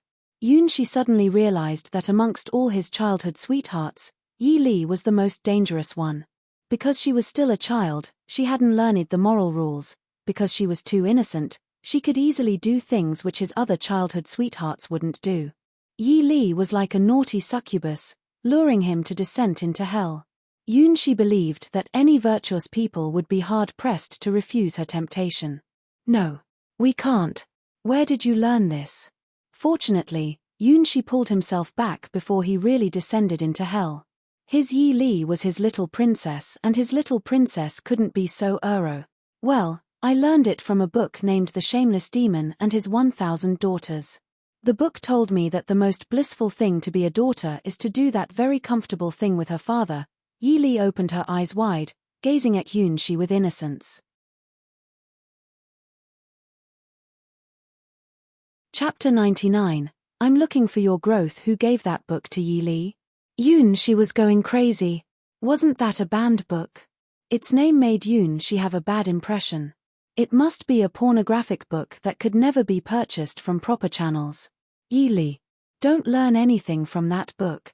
As an exceptional lady, you should know what books you can read and what books you should never touch. Papa, don't you love me now?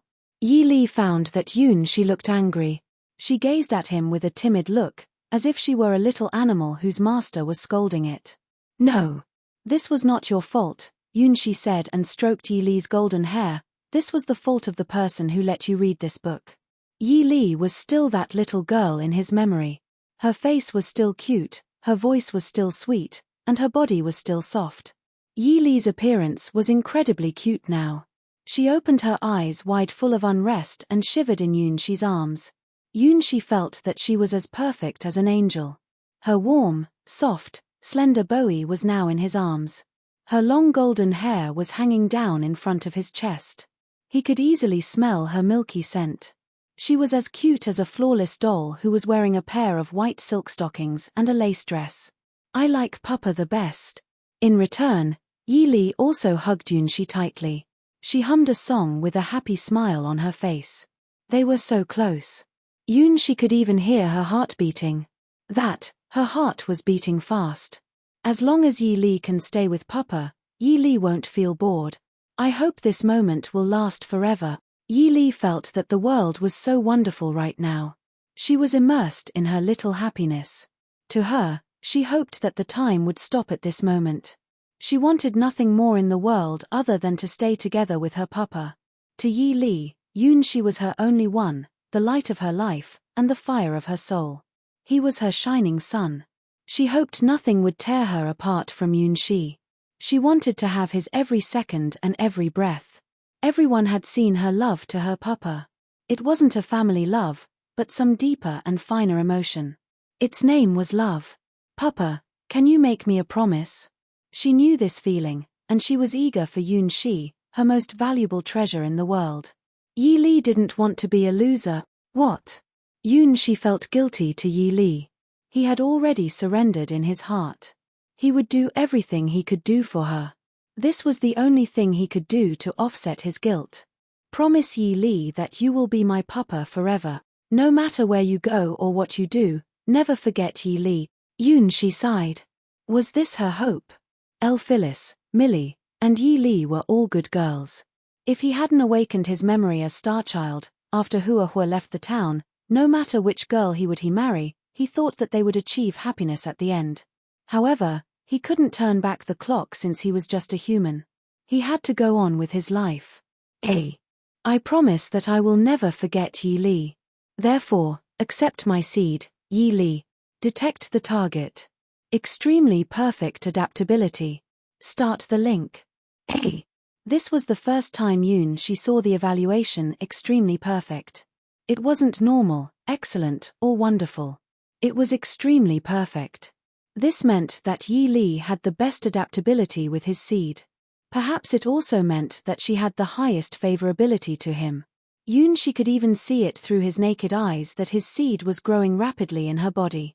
However, there was also something strange in Yi Li's body, just like what he had seen in Phyllis's body and Millie's body. It was a chaotic field. Various strange things were mixed with each other in the field. A big eyeball which was floating in the void. A giant teddy bear which was burning. A stone figure which had many arms and legs. It seemed to be pieced together by countless fragments. And an egg, which was locked in countless black chains. Compared to Phyllis and Millie, Yi Li's body was filled with countless messy things.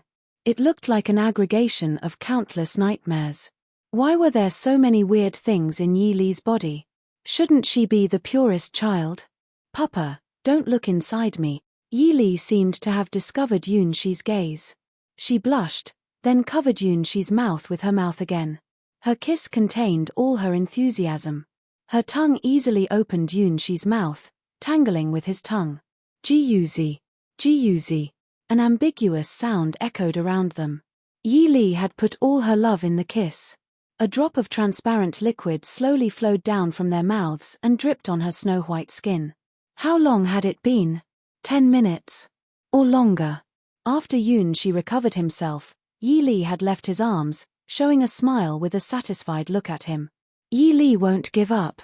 Hua is strong, but Yi Li isn't inferior to her. However, I'm still no match for her now, but I can grow up very fast. At that time, I will beat her down and obtain Papa's love again.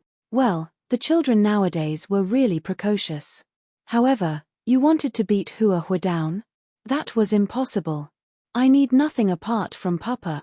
So, wait for me, Papa. Yi Li swayed her slender legs and jumped down from Shi's arms, then waved her hand to Shi. I will wait for you. I'm looking forwards to your growth. Shi's heart also got warmed due to Yi Li's self-confidence. She was just a child, but she was so straightforward. Maybe it was because she was still a child, so she could say her heartfelt wishes without worry. Children really worried about nothing.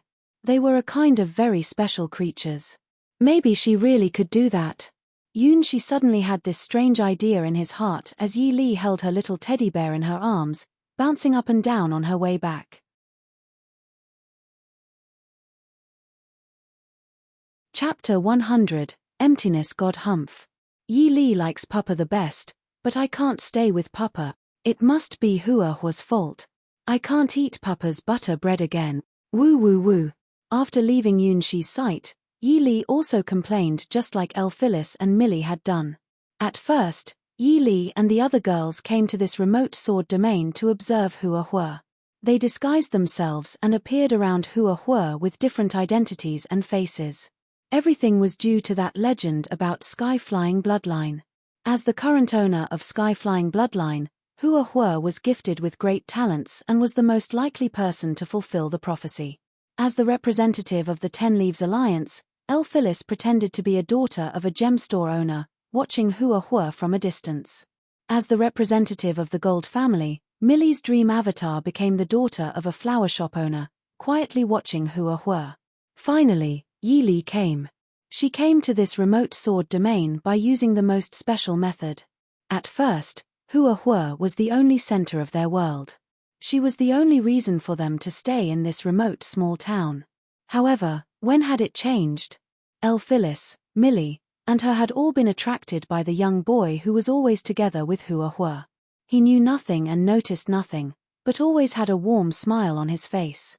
Phyllis gave up her principle of never breaking into Hua's life. She couldn't stop herself from getting close to that boy. Millie was just dreaming. However, she also lost herself and made the quiet dream become a sweet dream. Why? My race has no soul. Why is my heart so painful? I don't even have blood in my body. Yi Li looked at her body, the container which contained her nature, showing a puzzled look on her face. Yi Li wasn't a human. She wasn't even a living being. She was a monster named Emptiness God. Everything she had was fake. Her body was fake, her smile was fake, and her soul was fake. This container named Yi Li was just a doll for her to move in whilst in town. Because it was just a doll, so she only put the most basic observation system in it. Although it would grow up as time went by, however, that was just in regards to removing and adding some fillers in the body to cheat ordinary people's eyes. It shouldn't become so delicate and cute. Emptiness God wasn't a race that had art and imagination.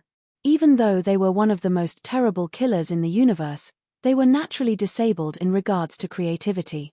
This was an incurable flaw. It referred to the nature of Emptiness God race. Long, long ago, Emptiness God race was created as a kind of weapon.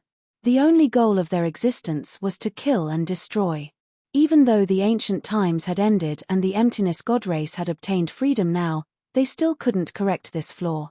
Her true body wasn't beautiful at all. Anyone would be scared if they saw her true body. After she was reborn in this remote sword domain, she tried her best to design the new body, but only made it not too ugly and scary. However, when had everything changed? Was it after she got close to Yoon, she feeling his warmth and was hugged by him? Was it after Yoon she let her wear the cute western dress, the white socks and the red shoes? Was it after Yoon she hugged her and gave her his blessing, teaching her to clean herself? She didn't understand. She couldn't understand. However, when she stayed together with him and began to call him Papa, something in her heart had forever changed. Her core, which had become very horrible and fragmented after countless killings and battles, was cured. She became Yi Li. She obtained a cute appearance that she had never imagined and no Emptiness God had ever had. Her slim legs, soft arms, snow-white skin, and 2 golden pigtails were all presented by him. He made her what she was. Therefore, she called him Papa. It wasn't just because of the game playing house, but her true belief. To Yi Li, Yoon she was her true father. He gave her new life, and a beautiful appearance which the whole Emptiness God race had never had. He was her god who helped her become one of the most beautiful girls in the world. This was a great feat that even the creator of Emptiness God race couldn't do. At first, she didn't have a soul and was just like a monitor for watching Hua. Now, she had her soul and was ignited the light of her life. Papa, Yi Li loves you. I think this is the reason why my heart is so painful. Emptiness God race was only created to be a kind of killing machine. They were the terror of the void in the legend of Western God's domain. She was just a doll. Even though she gained self-awareness as time went by, but she still didn't understand the meaning of her existence. However, Yi Li knew it now. At first, she had nothing and was just assembled by using some unknown fragments. But now, she had Yunxi. To Yunxi, she was just one of her childhood sweethearts, but to Yi Li, Yunxi was her everything. He was her miracle and treasure. She would never forget his warmth when he hugged her and gave her his kiss. That must be an enlightenment of her fate. Yi Li was her papa's most perfect doll, the hope of Emptiness God race. She knew it now. She shouldn't let her race's future rely on Hua, but should grasp it in her own hand. In the name of the 13th Emptiness God, I summon the 12 dragoons. Yi Li raised her head, looking at the starry sky while holding the teddy bear in her arms, which was made by Yunxi and presented to her personally. 12 shooting stars flew to her from the ends of the sky. They were Yi Li's personal mounts, covered in meteorite shells. Before the scorching meteorites hit the ground, they shattered. 12 bluish-white figures landed on the ground and immediately half knelt down, circling around Yi Li. They had ferocious metallic triangular heads, sharp long tails, and towering delta wings. They belonged to the servitor race of Emptiness God race and were Yi Li's war machines. They were not metal products, but also not living beings. They were the mixture of various chaos-type things, the representatives of killing and destruction, and the dominators of the borderlands in Western God's domain. Thank you, Papa. Thanks everyone in the world. I, Yi Li, will come back.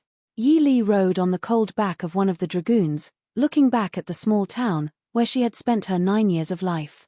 For the future of Emptiness God race and in order to defeat Hua, she was going to leave.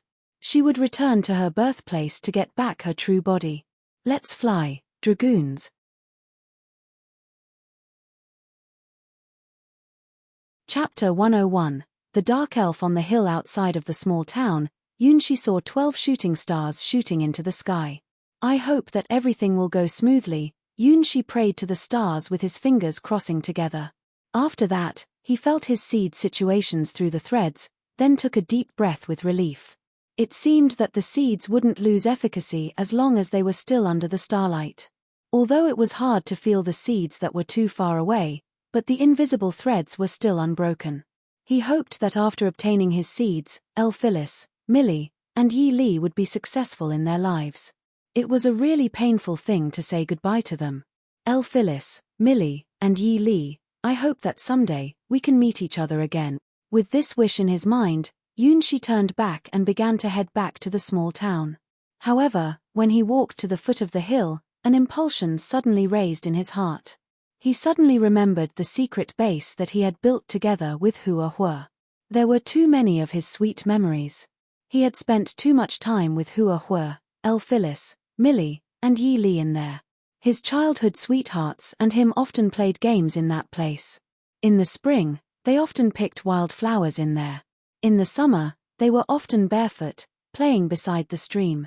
In the autumn, they often baked sweet potatoes in there.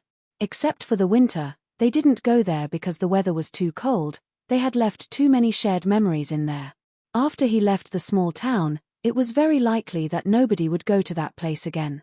He was afraid that the tree which was engraved with the pattern Yunxi, Hua would be gradually forgotten in his heart with the passage of time. If so, I'd better to go there to take a last glance, Yunxi whispered. He didn't know that he had made a stupid decision, which he would regret for a long time in the future.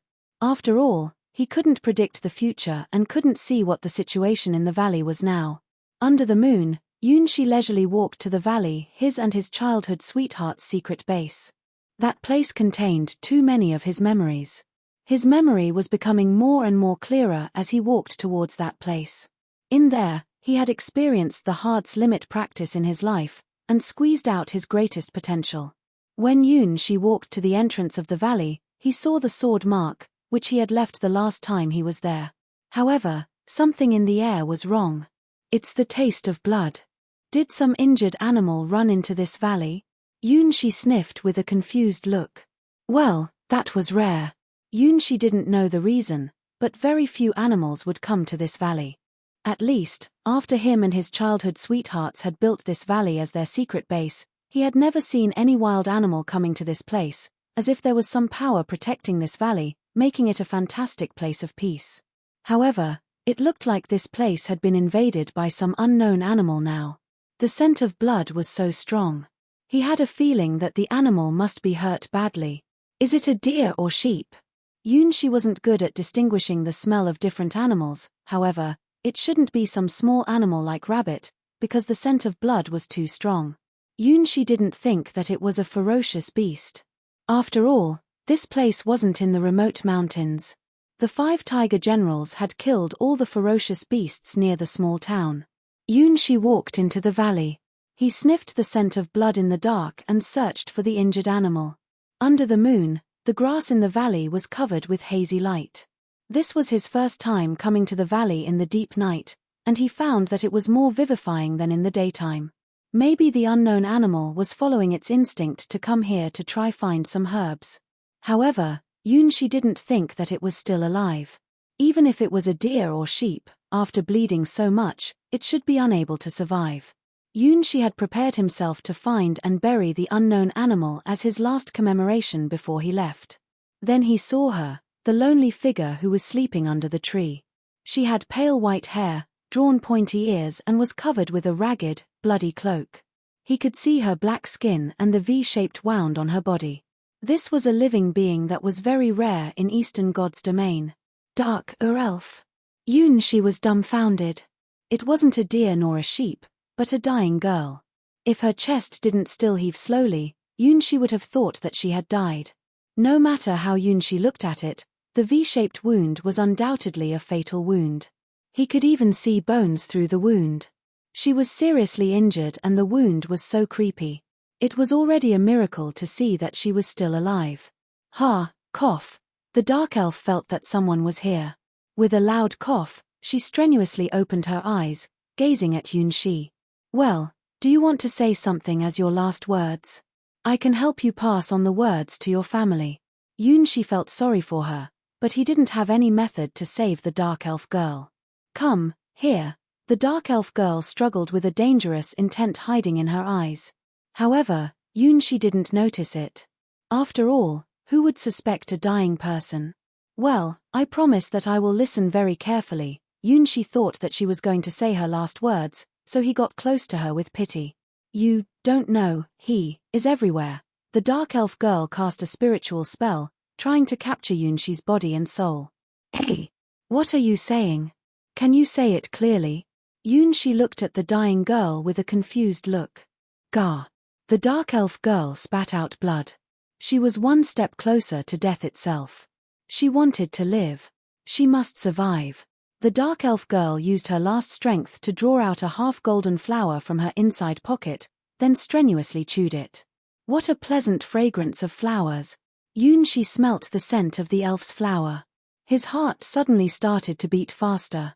He had never smelt this scent, but it was so sweet, fragrant, and intoxicating. Chapter 102, Elf's Flower. If it wasn't Yunshi but Elf Phyllis, Millie, or Yi Li, they would realize that the golden flower was a very rare magical medicine from the elf's forest, golden orchid. Only elves could cultivate this flower.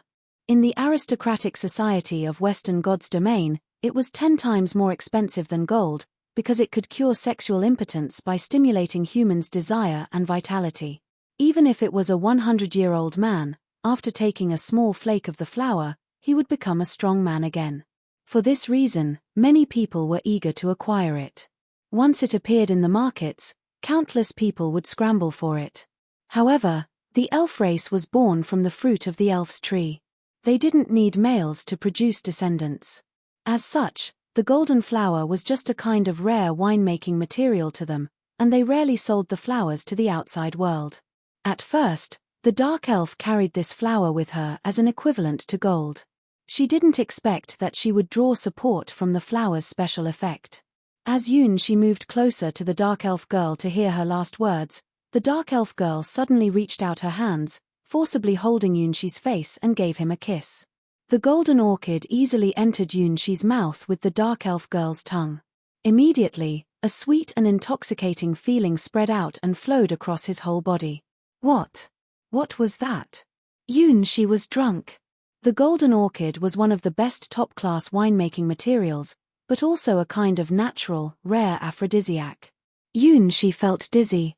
The dark elf girl's body gradually became vague in his eyes. Was it Hua Hua? No. She looked like Elphilis or Millie, too. No. She was Hua Yu. No. Xiao Kao. Yunshi's blood was boiling. He could see every familiar girl's features emanating from that dark elf girl. In his eyes, the dark elf girl had become his favorite girl in the world now. Cough. After feeding the chewed golden orchid to Yunshi, the dark elf girl had been totally exhausted. She couldn't even move a finger now. Yunshi was controlled by the sexual passion in his heart. He reached out his hands and forcibly grasped the elf girl's hands. In his eyes, she was the aggregation of every girl he liked. The amount of the golden orchid was enough to promote an elephant into its estrus, naturally including Yunshi. It was already incredible enough that Yunshi still hadn't totally lost his sanity yet. Ouch! The dark elf girl looked like she was in pain. However, she didn't resist Yunshi. After all, this was what she hoped for. After getting such a serious injury, she had to heal herself by using such an extreme method. Yunshi moved his hands, feeling the smooth tactility of the girl's skin. The dark elf girl slightly pushed him away, but immediately stopped resisting. Yunshi's breathing was becoming more and more heavier. The girl's various figures gradually overlapped together, finally forming a perfect figure. It wasn't a girl that actually existed. It was just an aggregation of all the fantastic imaginations about girls in Yunshi's mind. I in the trial again? The golden orchid had left Yunshi's mind in a great state of confusion. He gazed at the perfect girl with a dumbfounded look. After that, he touched the girl's chest through her clothes. Her breasts changed their shapes in his hands and made him feel wonderful with each caress. Cough. No, however, his behavior almost killed the dark elf girl. After all, the V-shaped wound on her chest wasn't just a joke. Sorry. Are you hurting? Yunshi was already unable to distinguish reality from his fantasy, but he still immediately stopped. Kiss me. The dark elf girl was too feeble now. She could only use her weak voice to guide Yunshi. Body fluid exchange. This was her purpose in feeding Yunshi the golden orchid. As a dark elf, this was her special method to heal her body. However, even the strongest occult arts still needed to follow the rule of equivalent exchange, therefore, she needed someone to help her. Just then, Yunshi had appeared in front of her. He became her only choice. Kiss. Yunshi looked at the dreamy girl with his scorching eyes. Kiss. The dark elf girl didn't have any other choice. If she couldn't gain vitality from someone else, she would die. She didn't want to die. Even it meant that she had to use some unscrupulous methods, she must refuel her magic power. After that, the dark elf girl raised her head and awkwardly put out her tongue like a dying person in the desert, waiting for Yunshi's kiss. Cho. Ju. Yunshi couldn't stop his desire to suck the dark elf girl's smooth tongue, searching for the remaining fragrance of the golden orchid by kissing her lips. Cho. Ju. Guru. The dark elf girl groaned. At the same time, her emaciated face started to return to normal. However, that wasn't enough. She needed more and more from the kiss to nourish her exhausted magic power. Soon afterwards, she blushed and lowered her head. Cho. Woo, they kissed each other, emitting an embarrassing sound from their mouths. Compared to Yunshi's kissing skill, what he had learnt from Maya, Elphilis, Millie and Yi Li, the dark elf girl knew nothing about this. Naturally, she was in a disadvantageous position. The dark elf girl's pupils started to dilate bit by bit. Like the spring breeze blowing across the frozen earth, her cold expression disappeared as her face blushed with shyness. To the elf race, the golden orchid wouldn't put them in heat. However, it was one of the best top-class winemaking materials. In that case she was actually drunk now. I love you. Hua Hua. No, Elphilis. Millie. Yi Li. Yunshi started talking rubbish. In fact, he didn't know what he was saying. He only remembered to kiss and continue kissing. He had become drunk much earlier than the dark elf girl.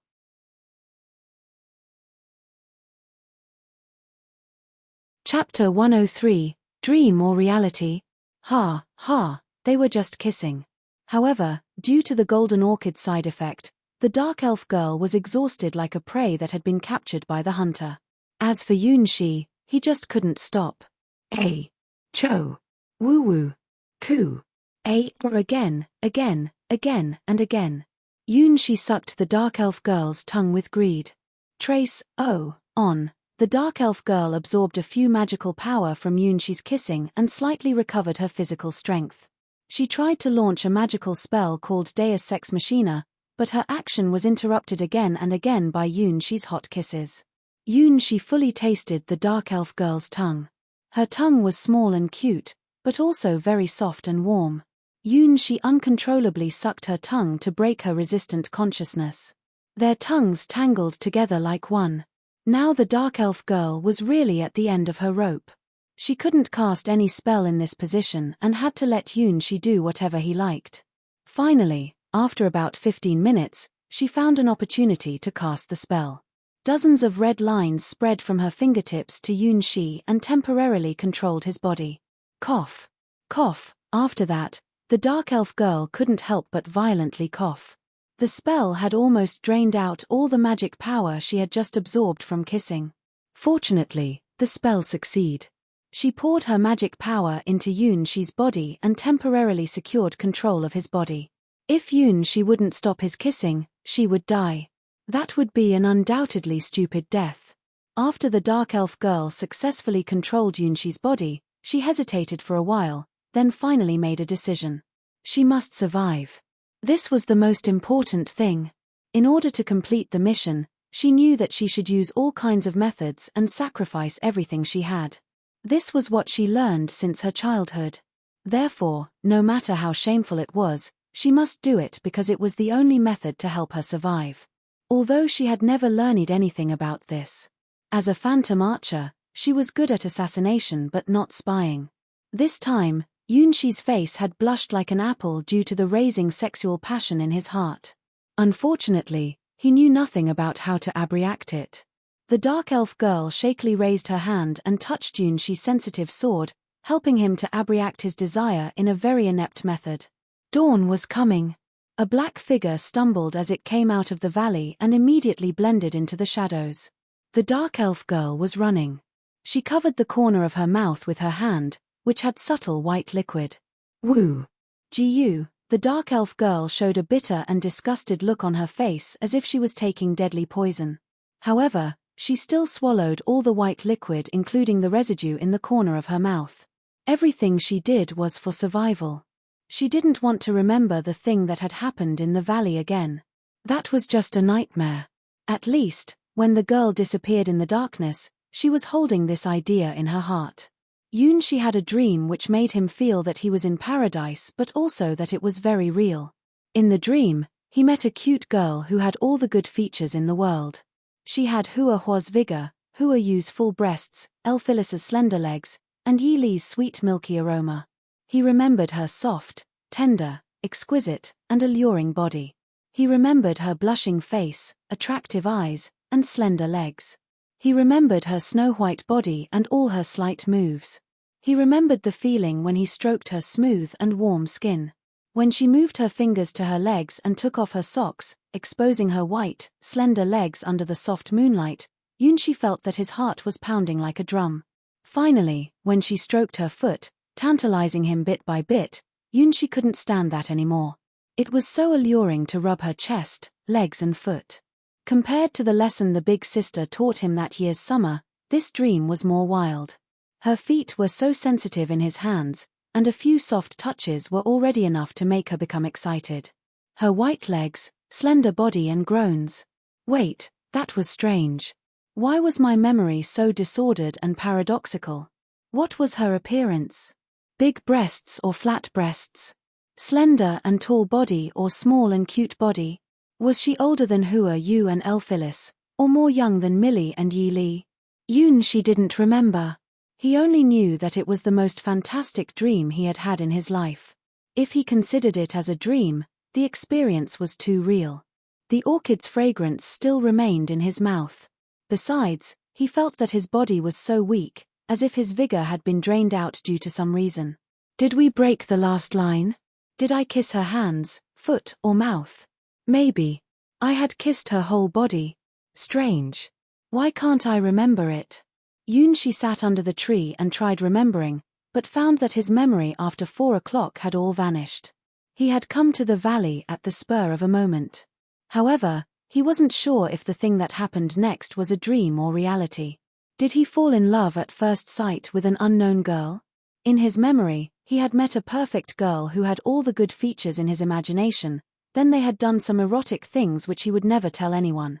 She had fed him a very palatable petal, then the world had suddenly become indescribably fantastic and charming. After he had woken up, only the orchid's fragrance on his teeth, and the empty feeling in his body, reminded him that it wasn't just a dream. He had met a girl in the valley between 4 o'clock and 6 o'clock, then he had a sexual dream. Oh, maybe it was not a dream. Yoon-shi couldn't distinguish which part was reality and which part was simply his imagination. Blood. Yoon-shi suddenly saw scarlet drops of blood under his feet. His face changed. Was this her first experience?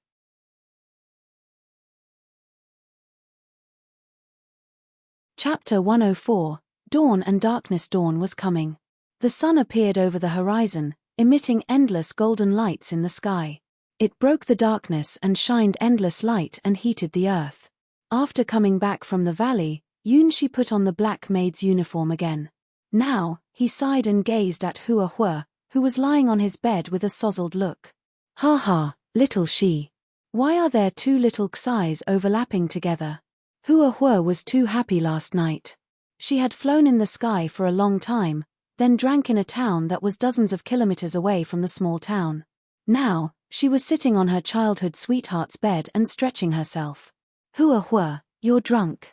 Yoon-shi sighed and looked at Hua, who was as drunk as a lord. In Yoon-shi's memory, Hua never drank. He didn't expect that she was so bad a drinker. However, he couldn't complain about it, because he wasn't any better than her. He was also drunk from 4 o'clock to 6 o'clock. He was still confused about what had happened to him during that time. Who were you? Why were you willing to do that with me? A girl's first experience should be her most valuable experience. Was it good to do it with me? Sigh. I really shouldn't drink from now on, Yoon-shi sighed in his heart. At least, let me remember your face. After all, this wasn't only your first experience, but also my first experience. As an inexperienced young boy, the thing that happened in the valley was too shocking for him. He was too ashamed to look straight at his childhood sweetheart's face. Ew. I feel sick. Hua exposed her most unladylike side in Yoon-shi's room. Yoon-shi was her childhood sweetheart, her favorite person, so she didn't mind him seeing her bad side. Her hair and her clothes were messy, and her body was full of the smell of alcohol. Her behavior was so casual as if she was luring Yoon-shi. You, sigh. Why are you so happy? Yoon-shi sighed and woke her up. He didn't know that Hua had heard his secret when he poured it out to the mirror. Hua, wake up. Go to take a bath and put on your clothes. It's time to go to Sword Palace now. Hua half opened her eyes and looked at Yoon-shi in bewilderment. She stretched herself, then started to put on her clothes. Her healthy, energetic body exposed in front of Yoon-shi's eyes without reservation. Wait, don't change your clothes here. Go to the bathroom. You can find new clothes in the second drawer. Yoon-shi immediately turned back. His childhood sweetheart was a monster-like genius in battle, but also a waste who couldn't even make a fried egg in daily life. After all, sky-flying sword wasn't something that was suitable for cutting up vegetables. Hua was a natural cooking idiot. Well, little she, have you said goodbye to them? Hua drowsily stretched herself. Her mind was still in a mess due to the headache after drinking. She had forgotten what happened after she was drunk. She computed the time and found that it should be the time that Yoon-shi said goodbye to Phyllis, Millie, and Yi Lee. Now, she would take Yoon-shi away. You girls will never see him again, ha. Did you really think that your identities were still unexposed? Did I look like an idiot who would believe that this small town could attract so many immigrants from Western God's domain? I turned a blind eye only for Yoon-shi's sake. Yes, and it seems that they have left this town. The neighbors will help me keep an eye on the house, and the bread shop will resume operation after my foster parents come back, so there is nothing to worry about. Yunxi looked around his room. Goodbye, El Phyllis, Millie, Yi Li, and my ordinary life. At the same time, in the bamboo house owned by the noble family's camp, a man was drinking in the dark basement. Compared to Hua Hua, who came to her childhood sweetheart's room and slept on his bed after drinking, this person was more alone and crazy. His well-maintained hands had been scratched by the broken wine bottles on the ground. As for himself, his mind was also as broken as these bottles. A day ago, he was still the child Yun He who had inherited his family's twin spirit swords. Today, he had been deprived of his identity and had to face 3 years imprisonment if he chose to return to his family. He lost his family's twin swords and didn't pass through Sword Palace's entrance test. Apart from his third-ranked power and his pure family bloodline, he had lost almost everything he had. Why? Why did the twin swords choose that bitch? That mudblood came from nowhere. Why didn't they choose me? I'm the one who has the most pure Yun He bloodline. I don't accept it. I refuse to accept it. I'm the best genius. I will make everyone regret their contempt. He was drunk, so he didn't mind roaring out his thoughts. He didn't accept it. He refused to accept it. He wanted to get everything he had lost back. He must get them back. By all means. Look at yourself, Yun He. You're so unpresentable now. Child Yun He suddenly heard a gloomy voice from the door of the basement. Child San Quan? Why are you here? You want to mock me? The has-been Child Yun He stared at his past companion with his bloodshot eyes. No, of course not. On the contrary, I'm coming here to give you a new choice. Child San Quan smiled oddly and said, a choice which will change your life again. A choice which can let you stand on a stage which is much larger than Sword Palace's entrance test. How about it? Are you interested? Child Yun He fiercely stand up. To him, even if it was as unreliable as a straw to a drowning person, he would also choose to try his best to catch it. Child San Quan was that straw. Say it. What's the price? Child Yun He knew that there wouldn't be such a thing as a free lunch. If he wanted to get something, he must pay something. Smart. Only a smart man like you deserves that contract. Child San Quan didn't hide his real intention. To use trick was just his last choice. He didn't fear telling Child Yun He that he was taking advantage of him. After all, after losing the Crane Wing's twin swords, Child Yun He wouldn't have any other choice, especially in such a remote sword domain. Your bloodline isn't something unimportant. Yun Hai Sword Master's bloodline isn't inferior to White Gold Rose bloodline. Your ancestor was far stronger than your imagination. Child San Quan said with a chant, believe in my God, Child Yun He. Offer your bloodline to my master and we will give you an incredible power. Don't you want power?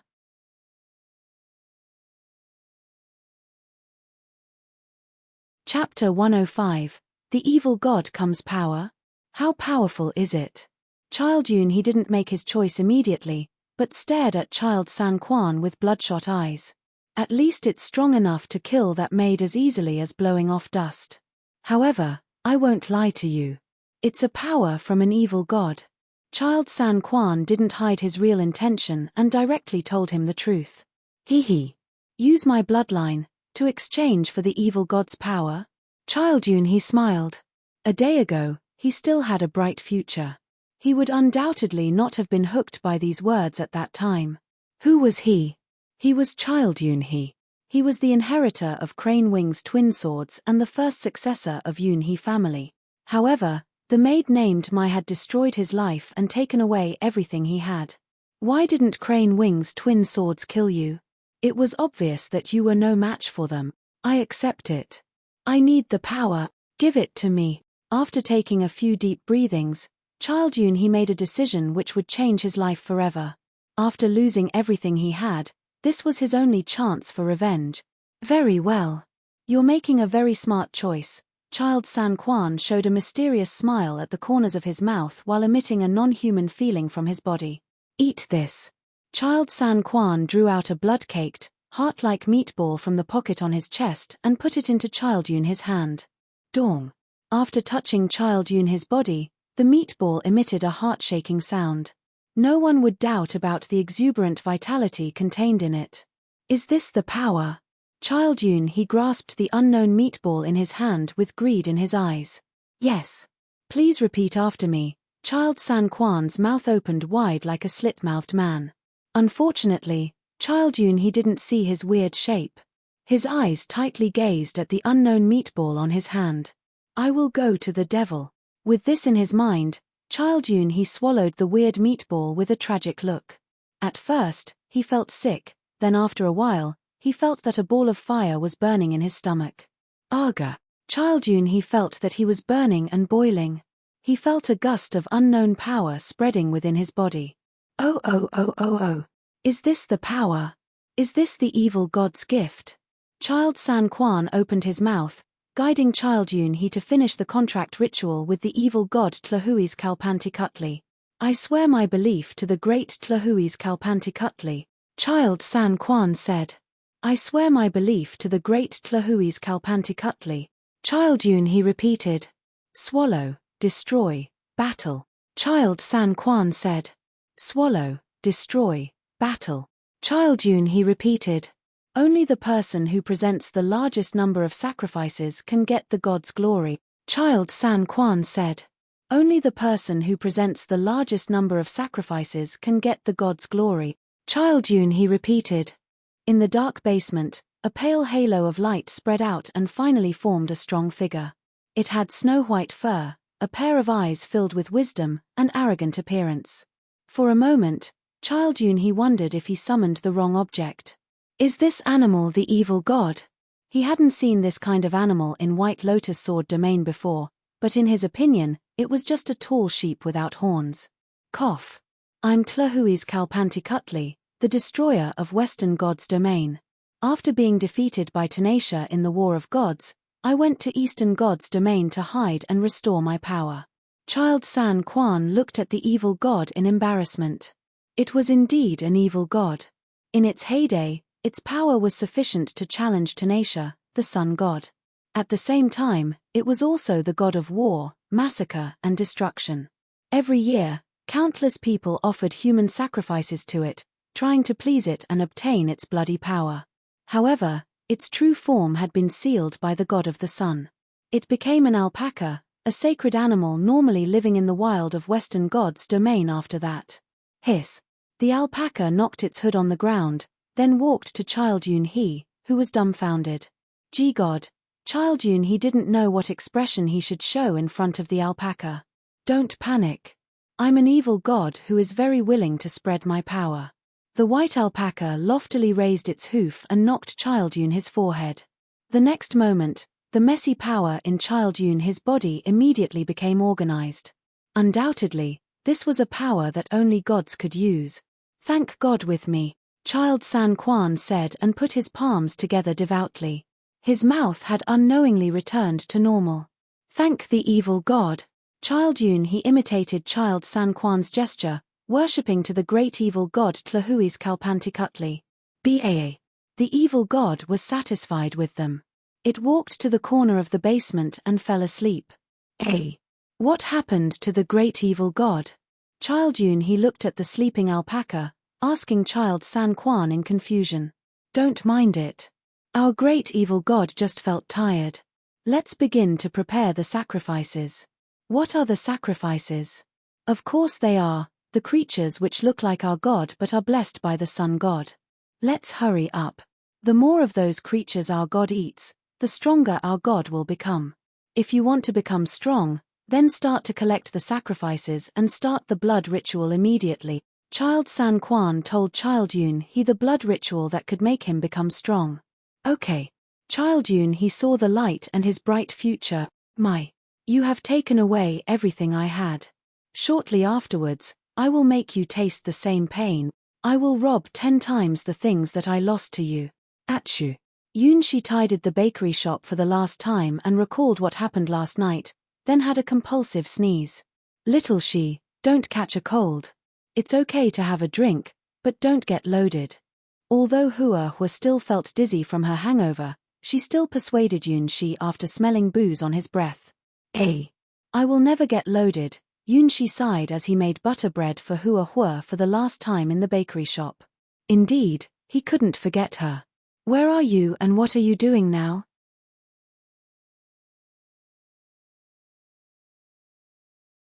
Chapter 106.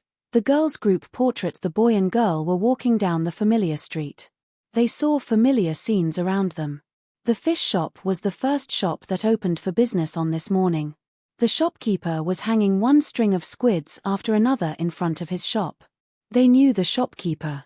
He always had a way to get a variety of fish from different places, especially all kinds of seafood such as Dosidicus gigas, tuna, and North Sea squid. There was Millie's flower shop down the street. Just like the fish shop, the flower shop sold all kinds of flowers from various gods' domains. From orchids, the speciality of Eastern God's domain, to the rare black rose from Western God's domain, customers could find all types of flowers that they may like in the shop. This was a common town and its ordinary townspeople. This was the place where the boy and the girl lived. They heard warm congratulations from these ordinary people. Hua Hua, are you going to Sword Palace? Well done. I'm proud of you, Hua Hua. Hua Hua, when will you marry Yunshi? Ha ha, another sword genius from our town. These familiar uncles and aunts blessed the boy and the girl. They smiled at the two people who were going to leave. I promise I will marry little Shi. I promise. Hua Hua raised Yunshi's hand with a bright smile, showing everyone that this maid was already her thing. Sigh, Yunshi sighed. He looked at his dress and snow-white hands. He really didn't want to say goodbye to everyone in the town in this manner. Hey, cute Miss Maid, please look after our Hua Hua. Yes, Hua Hua is too careless in daily life. She must have someone to look after her. Miss Maid, we will leave Hua Hua to you. None of these uncles and aunts realized that the maid was Yunshi. They enthusiastically greeted him one by one. I am not careless. At least, I can roast meat by myself. Hua Hua blushed and argued for herself. Yunshi once ate the roasted meat Hua Hua roasted. He remembered it with a grimace. Hua Hua, didn't you realize it? The meat you roasted was bad enough to kill a dragon with poison. Hua Hua, come here. Here. Everyone is here. We are all waiting for you too. At the end of the town, the leader of the female swordsmen, Hua Yu, waved her hand towards Hua Hua and Yunshi. Today, Hua Yu looked more beautiful than usual. After taking off her white silver armor, she was wearing Western-style white clothes today. The part of her clothes from her chest to her waist were black, studded with pale god buttons. Her skirt was a yellow that was as bright as autumn wheat. From her chest to her neck, her clothes were pure white. Plus her golden hair, she looked like an exalted princess from fairy stories. Her black and white thigh stockings and her thigh boots were perfectly silhouetted against her slender legs and her proud body shape. Without the constraint of her armor, her full breasts looked like they were going to push open her clothes, making it hard for to move his eyes away. Her white gold crossed sword was hanging at her waist. After awakening her white gold rose bloodline, she was prettier than at any other time. You're beautiful. Yunshi praised her beauty with sincerity. No matter whether it was her white and flawless skin or her noble temperament, they both made her more pretty and charming. White gold rose bloodline was indeed excellent. My, don't be seduced. White gold rose bloodline is naturally a bloodline of kings. Tell me everything. Are you enchanted by Hua Yu? Looking at Yunshi's dumbfounded look, Hua Hua's jealousy radar was immediately activated. Searching. Searching. Hua Hua saw a crowd of red points which represented rivals in love around them. The 37 female swordsmen, including Hua Yu and Xiao Cao, were all being marked as her enemies on her jealousy radar. Hey, was my jealousy radar broken? Hua Hua touched that strand of cocked hair on her head and looked around, but still only saw a crowd of dense red points. Weren't the rivals in love too many? My, Hua Hua, welcome. Hua Yu didn't know that her younger female cousin had discovered something wrong.